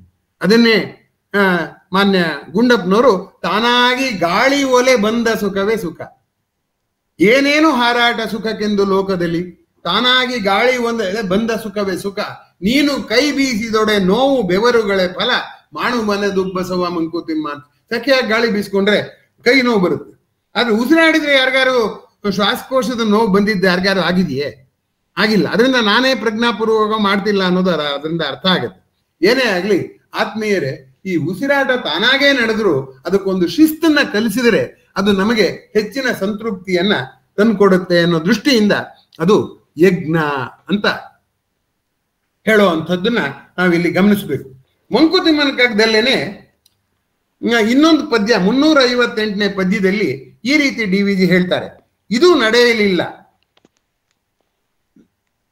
ಅದು ನಿಂತು ಹೋಯಿತೆನುತ, ಇದು ನಡೀಲಿಲ್ಲ, ಅದು ನಿಂತೋಯ್ತು. ಎದೆಯುಬ್ಬಗವನೊಂದಿ ಕುದಿಯುತ್ತಿರುವುದೇಕೋ, ಅದಾಯ್ತು ಇದಾಗ್ಲಿಲ್ಲ ಅಂತ ನೀನು ತುಂಬಾ ಕುದ್ದು ಹೋಗ್ತಿದ್ಯಾ. ನಾನು ಈಗ ಅನ್ಕೊಂಡಿದ್ದೆ ನೀ ಅನ್ಕೊಂಡಿದ್ದೆ ತಪ್ಪಿರ್ಬೋದು. ಕುದಿಯುತ್ತಿರುವುದೇಕೋ ಅಧಿಕಾರಿ ನೀ ಅಧಿಕಾರ ಪಟ್ಟವನು ನಿನಗಾರು ಕಟ್ಟಿಹರು, ವಿಧಿಯ ಮೇಸ್ತ್ರಿಯೇ ನೀನು ಮಂಕುತಿಮ್ಮ. ಆ ಕೆಲಸದಲ್ಲಿ ನಾನು ಅನ್ಕೊಂಡು ಹಾಕ್ಬೇಕು ಅಂತ ನೀನ್ ಹಾಕೊಂಡಿರೋದೇ ಹೊರತು ನಿಂಗೆ ಯಾರು ಮೇಸ್ತ್ರಿ ಪಟ್ಟ ಕಟ್ಟಿಲ್ವಲ್ಲ. ನಿನ್ನ ಇತಿಮಿತಿಗಳಲ್ಲಿ ಪ್ರಪಂಚನ ಬದಲಾಯಿಸಕ್ ಹೋದ್ರೆ ಬೆಟ್ಟಕ್ಕೆ ಸನ್ನೆ ಹಾಕುವ ಮಹದಾಶಿಗನೇ ಅಂತ ಮಂಕುತಿಮ್ಮನ ಕಗ್ಗದಲ್ಲಿ ಇನ್ನೊಂದ್ರಲ್ಲಿ ಹೇಳ್ತಾರೆ. ಅದನ್ನ ಬೆಟ್ಟಕ್ಕೆ ಸನ್ನೆ ಹಾಕಕ್ ಹೋಗಿ ಸುಖ ಪಡ್ಕೊಳಕ್ ಹೋಗಿ ಒದ್ದಾಡ್ತಿದೀವಿ. ಆದ್ರೆ ಅಧಿಕಾರ ಪಟ್ಟ ನನ್ಗಿಲ್ಲ ಅಂತ ನನಗೆ ಎಚ್ಚರ ಬರುತ್ತಲ್ಲ, ಅದು ಪ್ರಾಣದಿಂದಲೇ ಬರುತ್ತೆ. ಹಾಗಾದ್ರೆ ನಾವು ಪ್ರಪಂಚದ ಕಷ್ಟ ಸುಖವನ್ನು ನಿಯಂತ್ರಿಸಕ್ ಆಗಲ್ಲ. ನಮ್ ಕಷ್ಟ ಸುಖ ಬಂದ್ರೆ ಏನ್ ಮಾಡ್ಬೇಕು ಅಂದ್ರೆ, ಕಷ್ಟ ಸುಖವನ್ನು ಸಹಿಸುವ ಸಂಯಮವನ್ನ, ನಾನು ಮೇಸ್ತ್ರಿ ಅಲ್ಲ ಅನ್ನುವಂತ ಸಂಯಮವನ್ನ ಯಾವ್ದ್ರಿಂದ ಕಲ್ತ್ಕೋಬೇಕು? ಉಸಿರಾಟದಿಂದ ಕಲ್ತ್ಕೋಬೇಕು, ಉಸಿರಾಟದ ಯಜ್ಞದಿಂದ ಕಲ್ತ್ಕೋಬೇಕು ಅನ್ನುವಂಥದ್ದು ಇಲ್ಲಿ ಗಮನಿಸಬೇಕಾದಂತ ಸಂಗತಿ. ಈಗ ನಾನು ಆ ಭಗವದ್ಗೀತೆಯ 4ನೇ ಅಧ್ಯಾಯದ 29ನೇ ಶ್ಲೋಕಕ್ಕೆ ಬರ್ತೀನಿ. 4ನೇ ಅಧ್ಯಾಯವನ್ನ ಜ್ಞಾನಯೋಗ ಅಂತಲೂ ಕರೀತಾರೆ,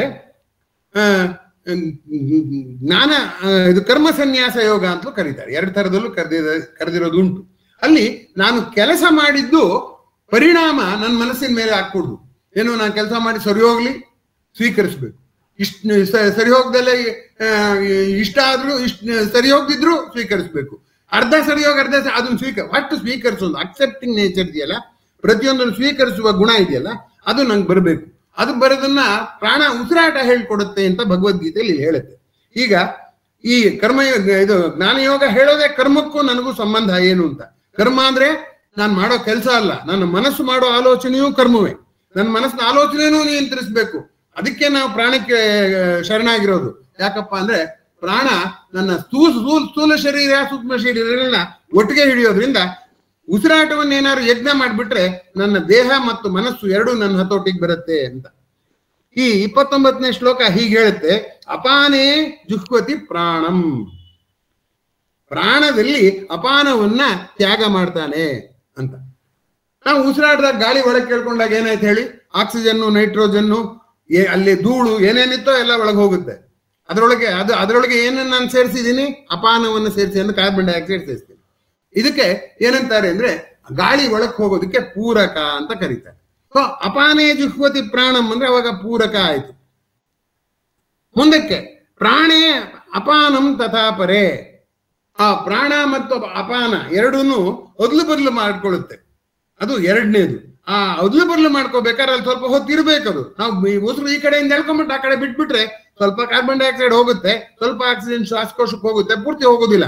ಅದಕ್ಕೋಸ್ಕರ ಏನ್ ಮಾಡ್ಬೇಕಲ್ಲಿ ಸ್ವಲ್ಪ ಹೊತ್ತು ಇದ್ದು ಎಕ್ಸ್ಚೇಂಜ್ ಆಗಕ್ಕೆ ಅವಕಾಶ ಕೊಡಬೇಕು. ಅದಕ್ಕೆ ಕುಂಭಕ ಅಂತ ಕರೀತಾರೆ. ಅದರಿಂದ ಅಪಾರೇ ಜಿಹ್ವತಿ ಪ್ರಾಣಂ ಪ್ರಾಣಾಪಾನಂ ತಥಾಪರೆ, ಪ್ರಾಣಾಪಾನಗಳು ವಿನಿಮಯ ಆಗ್ಬೇಕಾದ್ರೆ ಪ್ರಾಣಾಪಾನ ಗತಿ ರುದ್ಧ, ಪ್ರಾಣ ವೇಗವಾಗಿ ಅದು ವೇಗವನ್ನು ಕಂಟ್ರೋಲ್ ಮಾಡಬೇಕು, ಹೊರಗೆ ಹಾಕೋದನ್ನು ಕಂಟ್ರೋಲ್ ಮಾಡ್ಬೇಕು. ಎರಡನ್ನೂ ಕಂಟ್ರೋಲ್ ಮಾಡಿದ್ರೆ ಅದಕ್ಕೆ ಕುಂಭಕ ಅಂತಾರೆ. ಕುಂಭ ಅಂದ್ರೆ ಕೊಡದೊಳಗೆ ತುಂಬಿಟ್ಕೊಳ್ಳೋ ಹಾಗೆ ಶ್ವಾಸಕೋಶದಲ್ಲಿ ಗಾಳಿ ತುಂಬಿಟ್ಕೊಳ್ಳುವಂಥದ್ದನ್ನ ಪ್ರಾಣಾಪಾನ ಗತಿ ವೃದ್ಧ. ರೋಧ ಅಂದ್ರೆ ವಿರೋಧ ಅಥವಾ ನಿಲ್ಸೋದು, ವೇಗ ತಗ್ಗಿಸೋದು ಅಂತ. ಅದನ್ನ ನಿಲ್ಲಿಸ್ತಾರಲ್ಲ ಅಂದ್ರೆ ಪೂರಕವಾಗಿಸ್ಕೋತಾರೆ, ಕುಂಭಕವಾಗಿ ನಿಲ್ಲಿಸ್ತಾರೆ. ಅದರಿಂದ ಏನಾಗುತ್ತಪ್ಪ ಅಂದ್ರೆ ಪೂರಕ ಕುಂಭಕವನ್ನ ಮಾಡಿ ಪ್ರಾಣಾಯಾಮ ಪರಾಯಣ. ಪ್ರಾಣಾಯಾಮ ಮಾಡೋರು ಅವ್ರಿಗೆ ನಮ್ ಪ್ರತಿ ಕ್ಷಣದಲ್ಲೂ ಅನ್ನಿಸ್ಬೇಕು, ಶುದ್ಧವಾದ ಗಾಳಿ ನಂಗೆ ಬರ್ತಾ ಇದೆ, ನಾನು ಕಾರ್ಬನ್ ಡೈಆಕ್ಸೈಡ್ ಬೆರೆಸ್ತಾ ಇದ್ದೀನಿ.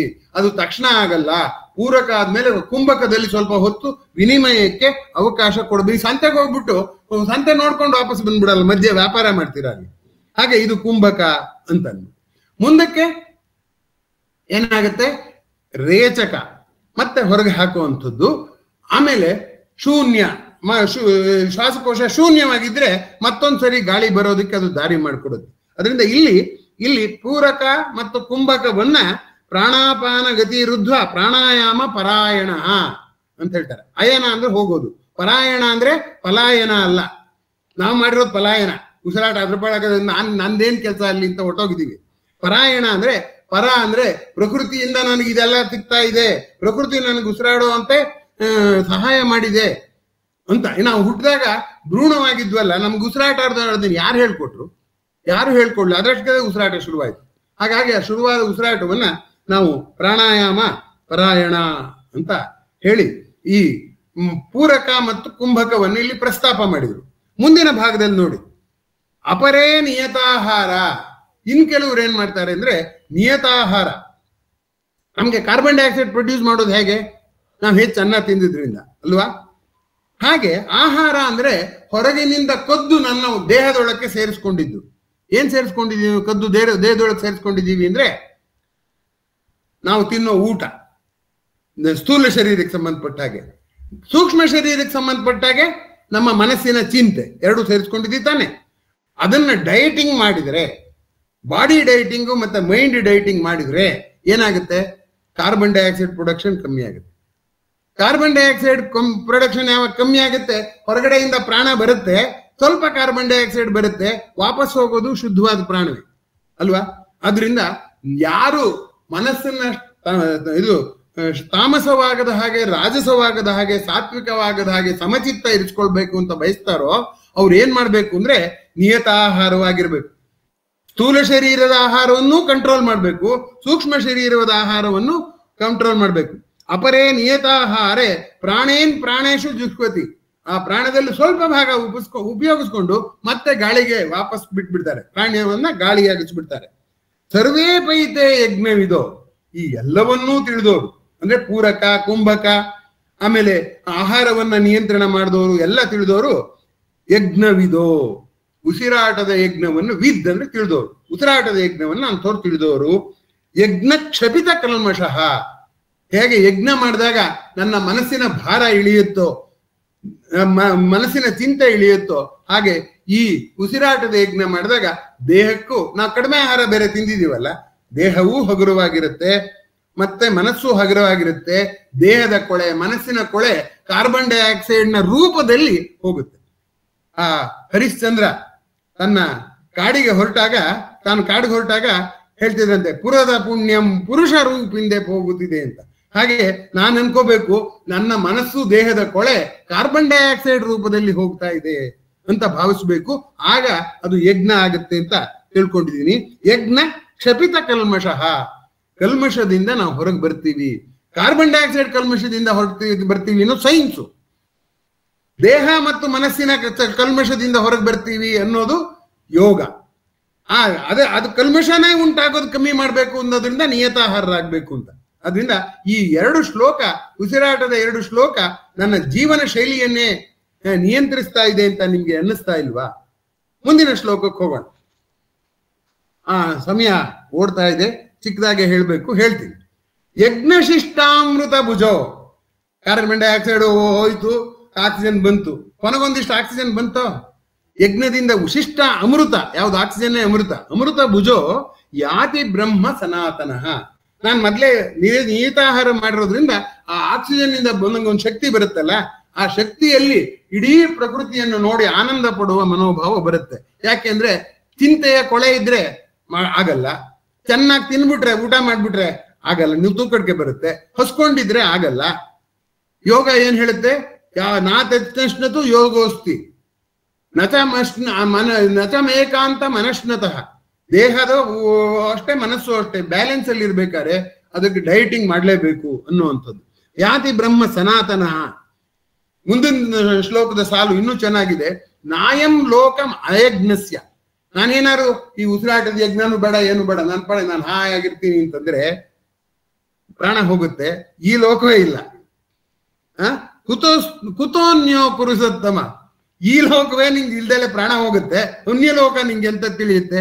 ಎಂತ ಆರಾಮಕ್ಕಿರ್ತೀಯ ನೀನು? ಇದ್ರೆ ತಾನೇ ಆರಾಮ, ಮುಂದಕ್ಕೆ ಇರೋದಕ್ಕೆ ಇದು ಬೇಕಲ್ಲ. ಅದರಿಂದ ಉಸಿರಾಟ ಅನ್ನುವಂಥದ್ದು ನಾನು ಬದುಕುವುದಕ್ಕೆ ಎಷ್ಟು ಮುಖ್ಯವೋ ನನ್ನ ಸಮಚಿತ್ತದ ಬದುಕಿಗೂ ಅಷ್ಟೇ ಮುಖ್ಯ ಅನ್ನೋದ್ರಿಂದ ಪ್ರಾಣಾಯಾಮವನ್ನ ಇಲ್ಲಿ ಪ್ರಸ್ತಾಪ ಮಾಡಿದ್ದಾರೆ ಅಂತ ನಾನು ತಿಳ್ಕೊಂಡಿದ್ದೀನಿ.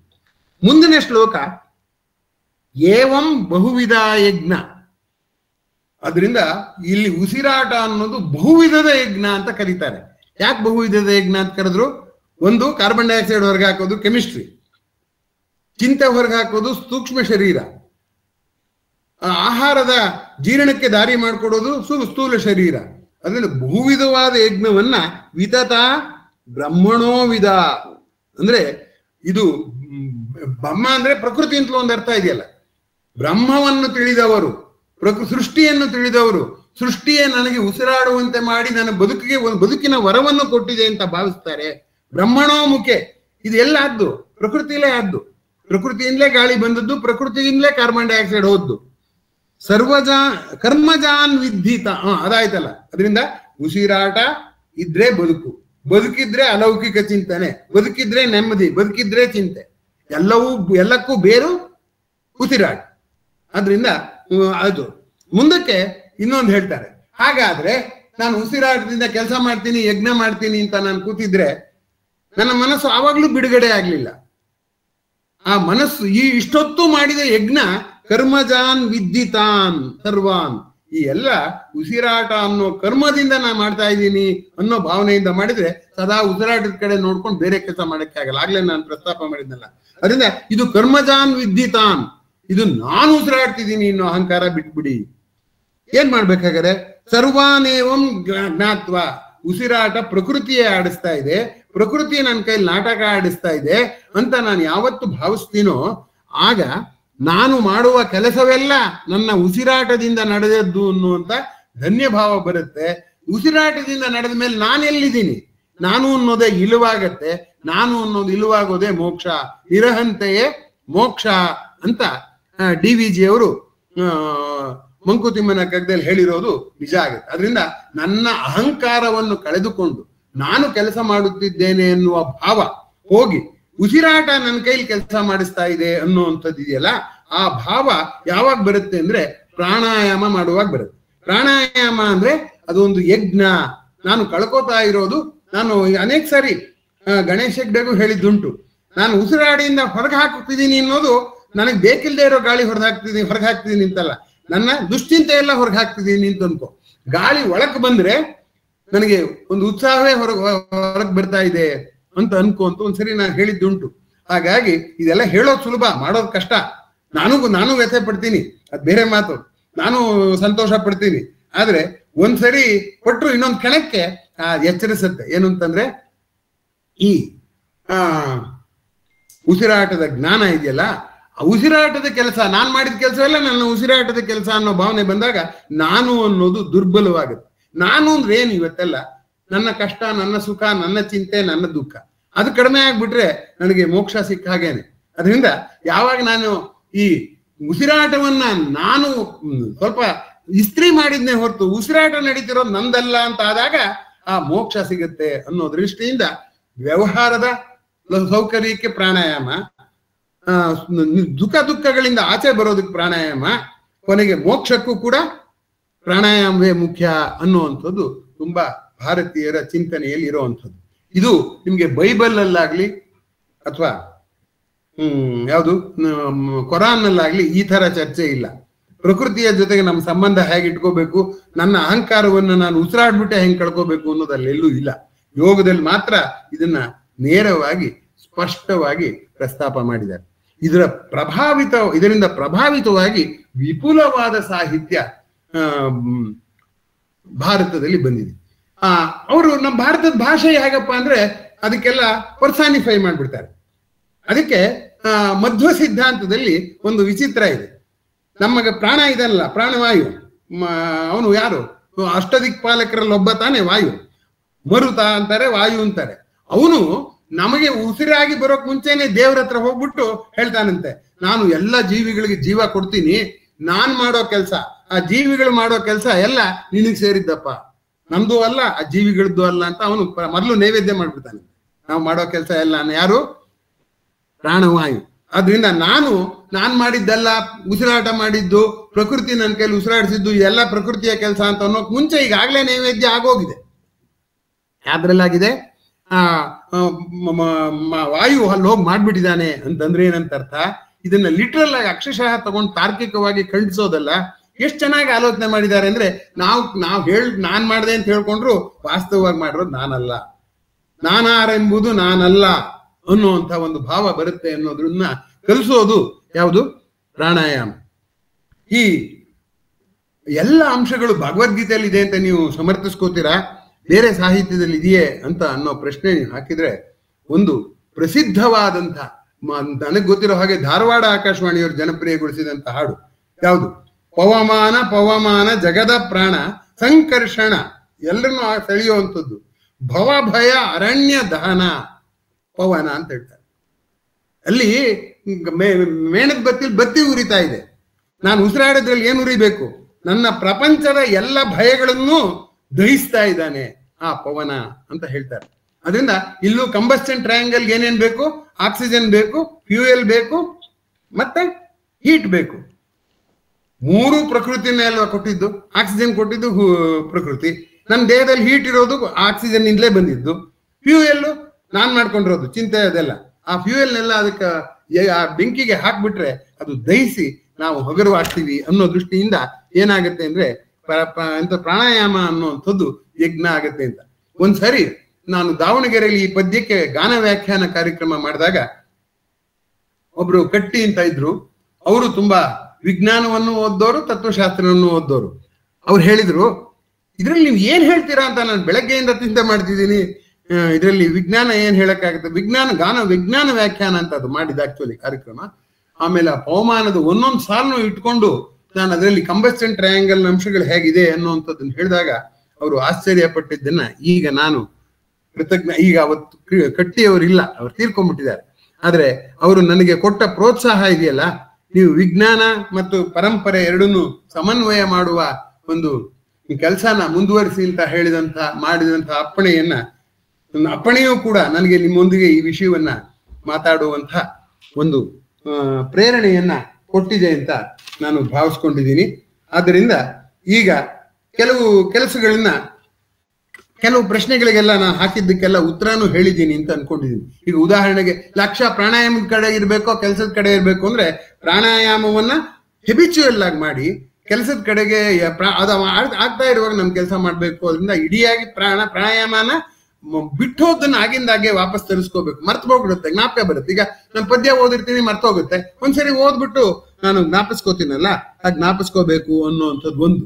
ಎರಡನೇದು, ಎಲ್ಲಕ್ಕಿನ್ನ ಮುಖ್ಯವಾದ ಕೊನೆಯ ನನ್ನ ನಿರೂಪಣೆ ವೇಳೆ ಮುಗಿತಾ ಬರೋದು ಕೊನೆಯದೇನಂತಾರೆ ಅಕ್ಸೆಪ್ಟ್ ಕೇಯಾಸ್. ಅಂದ್ರೆ ನಾನು ಮಾಡಿದ ಕೆಲಸ ಕೆಟ್ಟೋಗುತ್ತೆ, ಸರಿ ಹೋಗುತ್ತೆ ಎಲ್ಲ ಇದೆ. ಆ ಕೇಯಾಸ್ ಅಂದ್ರೆ ಗೊಂದಲ. ಆ ಗೊಂದಲವನ್ನ ಪೂರ್ತಿ ಪರಿಹರಿಸೋದು ನಮ್ ಕೆಲಸ ಅಲ್ಲೂ ಅಲ್ಲ, ನಮ್ ತಾಕತ್ತಿಗೆ ಸೇರಿದ್ದು ಅಲ್ಲ. ಅದನ್ನು ಒಪ್ಕೋಬೇಕು. ಈಗ ವಿಜ್ಞಾನ ಓದಿರೋ ಅಧ್ಯಾಪಕರೆಲ್ಲ ಇದೀವಿ, ಅವ್ರು ನಮ್ಗೆಲ್ಲರಿಗೂ ಗೊತ್ತು ನಿಸರ್ಗದಲ್ಲಿ ಹೇಗೆ ಆರ್ಡರ್ಲಿನೆಸ್ ಇದೆಯೋ ಹಾಗೆ ಡಿಸಾರ್ಡರು ಇದೆ. Disorder and order put together is nature. Disorder and order put together is life. Disorder ನ ನೀನು ಸಾಯಿಸ್ತೀನಿ ಅಂತ ಹೋದ್ರೆ ಅದು ಸಾಯಿಸೋದಕ್ಕೆ ಸಾಧ್ಯವೇ ಇಲ್ಲ. ಆ ಡಿಸಾರ್ಡರ್ ಮತ್ತೆ ಆರ್ಡರ್ ಸಾಯಿಸೋದಕ್ಕೆ ಸಾಧ್ಯ ಇಲ್ಲ ಅಂತ ವಿಜ್ಞಾನದಲ್ಲಿ ಲೆಕ್ಕಾಚಾರದ ಮೂಲಕ ಬೋಲ್ಟ್ಜ್ಮನ್ ಅಂತ ಒಬ್ಬ ವಿಜ್ಞಾನಿ ಹೇಳ್ದ. ಆ ಬೋಲ್ಟ್ಜ್ಮನ್ ಅನ್ನೋ ವಿಜ್ಞಾನಿ ಹೇಳಿದಾಗ ಯಾರೂ ಒಪ್ಕೊಳ್ಳಿಲ್ಲ ಅವನ ಮಾತನ್ನ. ಕೊನೆಗೆ ಅವನಿಗೆ ಬೇಜಾರಾಗ್ಬಿಟ್ಟು ಆತ್ಮಹತ್ಯೆ ಮಾಡ್ಕೊಂಡ್ಬಿಟ್ಟ. ನನ್ನ ಸಿದ್ಧಾಂತ ಯಾರೂ ಒಪ್ಕೊಳ್ಳಿಲ್ಲ. S=KLOGW ಅಂತ ಅನ್ನೋದು ಅವನ ಸೂತ್ರ. ಅವನ ಸಮಾಧಿ ಮೇಲೆ S=KLOGW ಅಂತ ಬರ್ದಿದ್ದಾರೆ. ಅವನ್ ಸತ್ತೋದ್ಮೇಲೆ ಆ ವಿಷಯ ಎಲ್ಲರೂ ಒಪ್ಕೊಂಡ್ರು. ಏನಂದ್ರೆ ಪ್ರಪಂಚ ಅಂದ್ರೆ ಎರಡೂ ಸೇರಿಯೇ ಪ್ರಪಂಚ, ಬರೇ ಒಳ್ಳೇದು ಅಲ್ಲ, ಒಳ್ಳೇದು ಕೆಟ್ಟದ್ರ ಮಿಶ್ರಣವೇ ಪ್ರಪಂಚ. ಆ ಮಿಶ್ರಣವನ್ನ ನಾವು ನಮ್ಮ ತಲೆಗೆ ತಂದ್ಕೊಂಡ್ರೆ ನಮ್ಮ ದೇಹ ಹಾಳಾಗತ್ತೆ, ನಮ್ಮ ಮನಸ್ಸು ಹಾಳಾಗತ್ತೆ. ಅದನ್ನ ಯಜ್ಞವಾಗಿಸಿಕೊಂಡು, ಆದ್ರೆ ಹಾಗನ್ಬಿಟ್ಟು ಪ್ರಪಂಚ ಹಾಗೆ ಇರ್ಲಿ ಬಿಡು ಅಂತ ಸುಮ್ಮನೆ ಇರೋದು ಅಲ್ಲ. ತೋಳಿಂದೆ ತಿಳಿವಿಂದೆ ಎಂತದು ನುಡಿಯಿಂದೆ ಜಗದಿರವ ಮೇಲೆನಿಪವನೇ ರಸಿಕ ಮಂಕುತಿಮ್ಮ ಅಂತ. ಸಾಧ್ಯವಾದಷ್ಟು ಪ್ರಪಂಚನ ಎಲ್ರನ್ನೂ ಒಂದು ಸಮಾಧಾನ ಮಾಡೋಣ. ಆಗದೆ ಇದ್ರೆ ಲೋಕನೇ ಹಿಂಗೈತೆ, ನಾನೇ ಯಾಕೆ ದುಃಖ ಪಡ್ಲಿ, ಬೋಲೋರೆ ಮುನಿಯಂಗು ಎಂಡಕ್ಕೂ ಜೈ ಅಂತ ಹೇಳೋಣ ಅನ್ನೋದು ನಾನು ಪ್ರಾಣಾಯಾಮದಲ್ಲಿ ಕಲ್ತಿರುವ ಪಾಠ. ಇನ್ನು ಪ್ರಾಣಾಯಾಮದ ವಿಧಾನಗಳಿದೆಯಲ್ಲ, ಪೂರಕ, ರೇಚಕ, ಕುಂಭಕ ಮತ್ತು ಶೂನ್ಯ 4 ಭಾಗ ಇದೆ. ಆ 4ರ ಅನುಪಾತ 4, 8, 8, 4 ಅಂತಿರ್ಬೋದು, 8, 4, 4, 0 ಅಂತಿರ್ಬೋದು. ಈ ತರ ಬೇರೆ ಬೇರೆ ಇದಕ್ಕೆ ಬೇರೆ ಬೇರೆ ಪ್ರಾಣಾಯಾಮದ ಹೆಸರು ಕೊಡ್ತಾರೆ.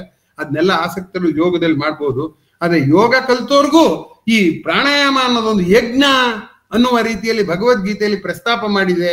ಅದನ್ನ ರೂಪಕವಾಗಿ ಕಂಡ್ರೆ ನನ್ನಲ್ಲಿ ಇರಬಾರದನ್ನ ಹೊರಹಾಕಿ ಇರೋದನ್ನ ಸ್ವೀಕರಿಸಿ ಆ ಕೆಲಸವೆಲ್ಲ ನಾನು ಮಾಡ್ತಿಲ್ಲ, ಉಸಿರೇ ಮಾಡ್ತಾ ಇದೆ ಅಂತ ಹೇಳುವ ಒಂದು ಸಮರ್ಪಣ ಮನೋಭಾವ ಅಥವಾ ಪ್ರಪತ್ತಿ ಅಥವಾ ಈಶ್ವರ ಪ್ರಣಿಧಾನ ಅಂತ ಯೋಗದಲ್ಲಿ ಹೇಳ್ತಾರೆ.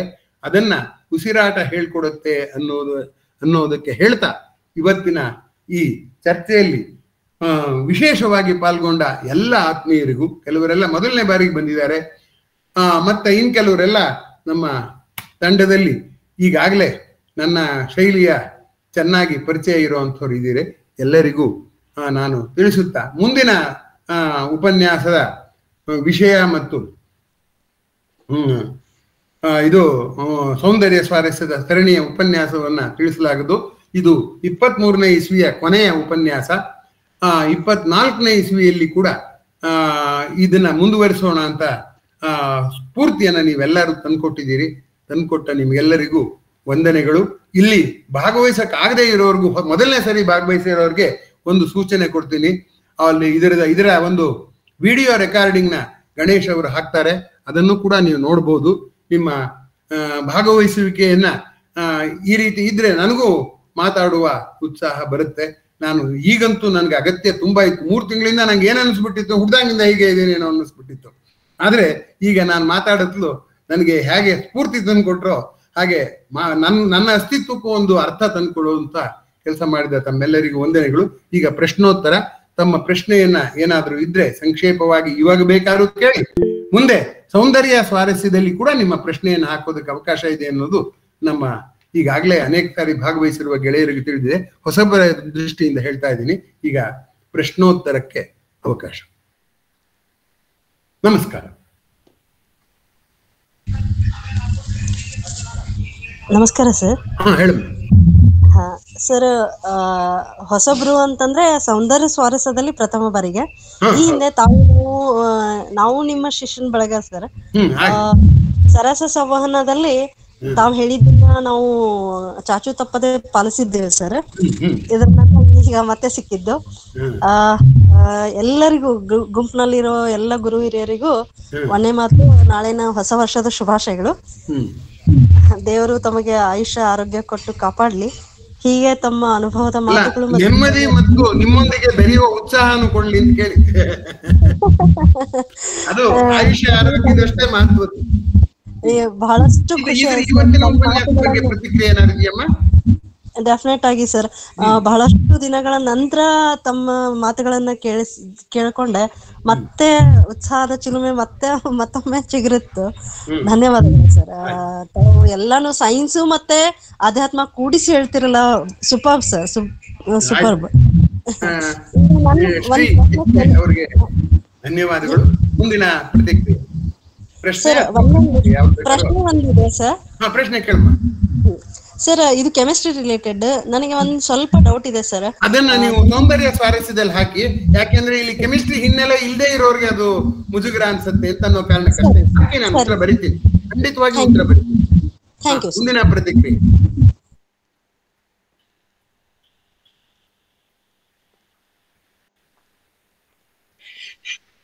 ನಮಸ್ಕಾರ ಸರ್. ನಮಸ್ಕಾರ ರಾಮಸ್ವಾಮಿ ಹೇಳಿ.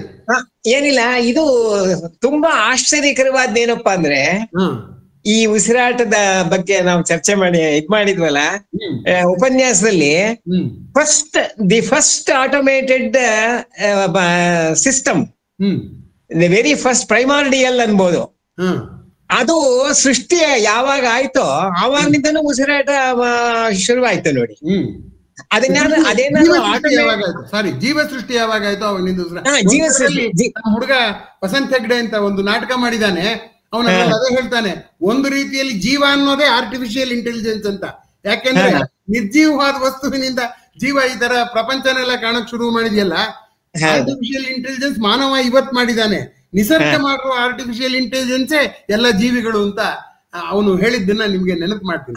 ಹೌದೌದು, ಅದನ್ನೇ ಹೇಳಲಿಕ್ಕೆ ಹೊರಟೆ. Primordial automated system is this creation which goes automatically without hour intervention. ಅದೊಂಥರ ಒಳ್ಳೇದೇನೆ. ಒಂದ್ ವೇಳೆ ನಮ್ಗೆ ಇದನ್ನ ಕೊಟ್ಬಿಟ್ಟಿದ್ರು ದಿನ ನೀನು ಉಸಿರಾಡೋದಕ್ಕೆ ಸ್ವಿಚ್ ಆನ್ ಮಾಡು ಸ್ವಿಚ್ ಆಫ್ ಮಾಡು ಅಂದ್ರೆ ನಾವ್ ಎಷ್ಟ್ ಸತಿ ಮರಿತಿದ್ವೋ ಕಾಣೆ. ಮರಿತಿದ್ರೆ ಮುಂದಕ್ಕೆ ಎರಡನೇ ಸರಿ ಇಲ್ಲ, ಒಂದೇ ಸರಿ, ಒಂದ್ಸರಿ ಮುಗಿದೋಗ್ತಿತ್ತು. ಒಂದೇ ಸತಿನೇ. ನೀವು ತುಂಬಾ ಕುತೂಹಲ ಇಟ್ಕೊಂಡಿದ್ರಿ ಈ ಉಪನ್ಯಾಸ ಏನ್ ಹೇಳ್ಬೋದು ಅಂತ. ನನ್ನ ಅನೇಕ ಪ್ರಶ್ನೆಗಳು ಹೇಳಿದ್ರಿ. ನಾಳೆವರೆಗೂ ಕಾಯಿರಿ ಇದ್ದರೆ ಅಂತ ಹೇಳಿದ್ದೆ. ನಿಮ್ಗೆ ನಿರಾಶೆ ಮಾಡಿಲ್ಲ ಅಂತ ನಾನು ಭಾವಿಸ್ಕೊಂಡಿದ್ದೀನಿ. ಇಲ್ಲ ಇಲ್ಲ ಇಲ್ಲ, ಚೆನ್ನಾಗಿದೆ, ಸರಿಯಾಗಿ ಹೇಳಿದ್ರಿ. ಆದ್ರೆ ಬಹಳ ಆಶ್ಚರ್ಯಕರವಾದ್ದು ಈ ಆಟೋಮೇಟೆಡ್ ಸಿಸ್ಟಮ್ ಹೇಳೋದು. ಆಯ್ತು, ಮುಂದಿನ ಪ್ರತಿಕ್ರಿಯೆ. ನಮಸ್ಕಾರ ಸರ್. ದಾಕ್ಷಾಯಣಿಯವರ? ಹಾ ಸರ್, ಖುಷಿ ಆಯ್ತು ಮತ್ತೊಂದು ಉಪನ್ಯಾಸ ಕೇಳಿ. ನಾನು ಇವ್ರದ್ದು ಸಿದ್ದೇಶ್ವರ ಸ್ವಾಮೀಜಿದು ಭಗವದ್ಗೀತೆಯ ಅರ್ಥ ನೋಡಿದ್ದೆ. ಆದ್ರೆ ನನಗ ಯಾವುದೂ ಒಂದು ಅರ್ಥ ಆಗಿರ್ಲಿಲ್ಲ. ಲಾಸ್ಟ್ ಅಲ್ಲಿ 2 ಸಾಲ್ ಕೊಟ್ಟಿದ್ರು ಅವರು. ಪ್ರಾಣ ಯಜ್ಞ ಅತಿ ಕಷ್ಟಕರ, 4 ಗ್ರಂಥ ಓದಿಯಾಗಲಿ ತನ್ನಷ್ಟಕ್ಕೆ ತಾನೇ ಕಲ್ಪನೆ ಮಾಡಿಕೊಂಡೇ ಆಗಲಿ ಅದು ಆಚರಿಸುವುದು ಸರಿಯಲ್ಲ. ಈ ಯಜ್ಞದಲ್ಲಿ ಪೂರ್ಣ ಪರಿಣತಿ ಹೊಂದಿದ ಅನುಭಾವಿ ಗುರುಗಳ ಸಾನ್ನಿಧ್ಯ ಬೇಕು, ಅವರ ಮಾರ್ಗದರ್ಶನ ಬೇಕು ಅಂತ ಬರ್ದಿದ್ರು. ನಮಗೆ ನೀವು ಅನುಭಾವಿ ಮತ್ತು ಮಾರ್ಗದರ್ಶನ ತೋರುವಂತಹ ಗುರುಗಳಾಗಿ ಬದ್ಕಂಡ್ರಿ ಸರ್. ಇವತ್ತಿನ ಉಪನ್ಯಾಸ ಬಹಳ ಚೆನ್ನಾಗಿ ಮೂಡಿ ಬಂತು. Thank you madam. ಮುಂದಿನ ಪ್ರತಿಕ್ರಿಯೆ. ಮುಂದಿನ ಉಪನ್ಯಾಸದ ದಿನಾಂಕವನ್ನ ಮತ್ತೆ ವಿಷಯವನ್ನ ಮುಂಚಿತವಾಗಿ ತಿಳಿಸಲಾಗುತ್ತೆ. ತಾವು ಬಿಡುವಿದ್ದರೆ ಬಂದು ಈ ಕಾರ್ಯಕ್ರಮನ ಮುಂದುವರಿಸೋದಕ್ಕೆ ನೆರವು ಕೊಡ್ಬೇಕು ಅಂತ ಕೇಳ್ಕೊತೀನಿ. ಇನ್ಯಾರ್ದು ಪ್ರತಿಕ್ರಿಯೆ ಇಲ್ದಿರ ಗಣೇಶ್ ಸರ್, ಪರಾಯಣ ಇನ್ನೊಮ್ಮೆ ಹೇಳ್ತೀರಾ? ಪರಾಯಣ ಹೇಳಿದ್ರಿ. ರಾಮಾಯಣ ಅಂದ್ರೆ ಏನು? ರಾಮ ಸಾಗಿದ ರೀತಿ. ಅಯನ ಅಂದ್ರೆ ಹೋಗೋದು.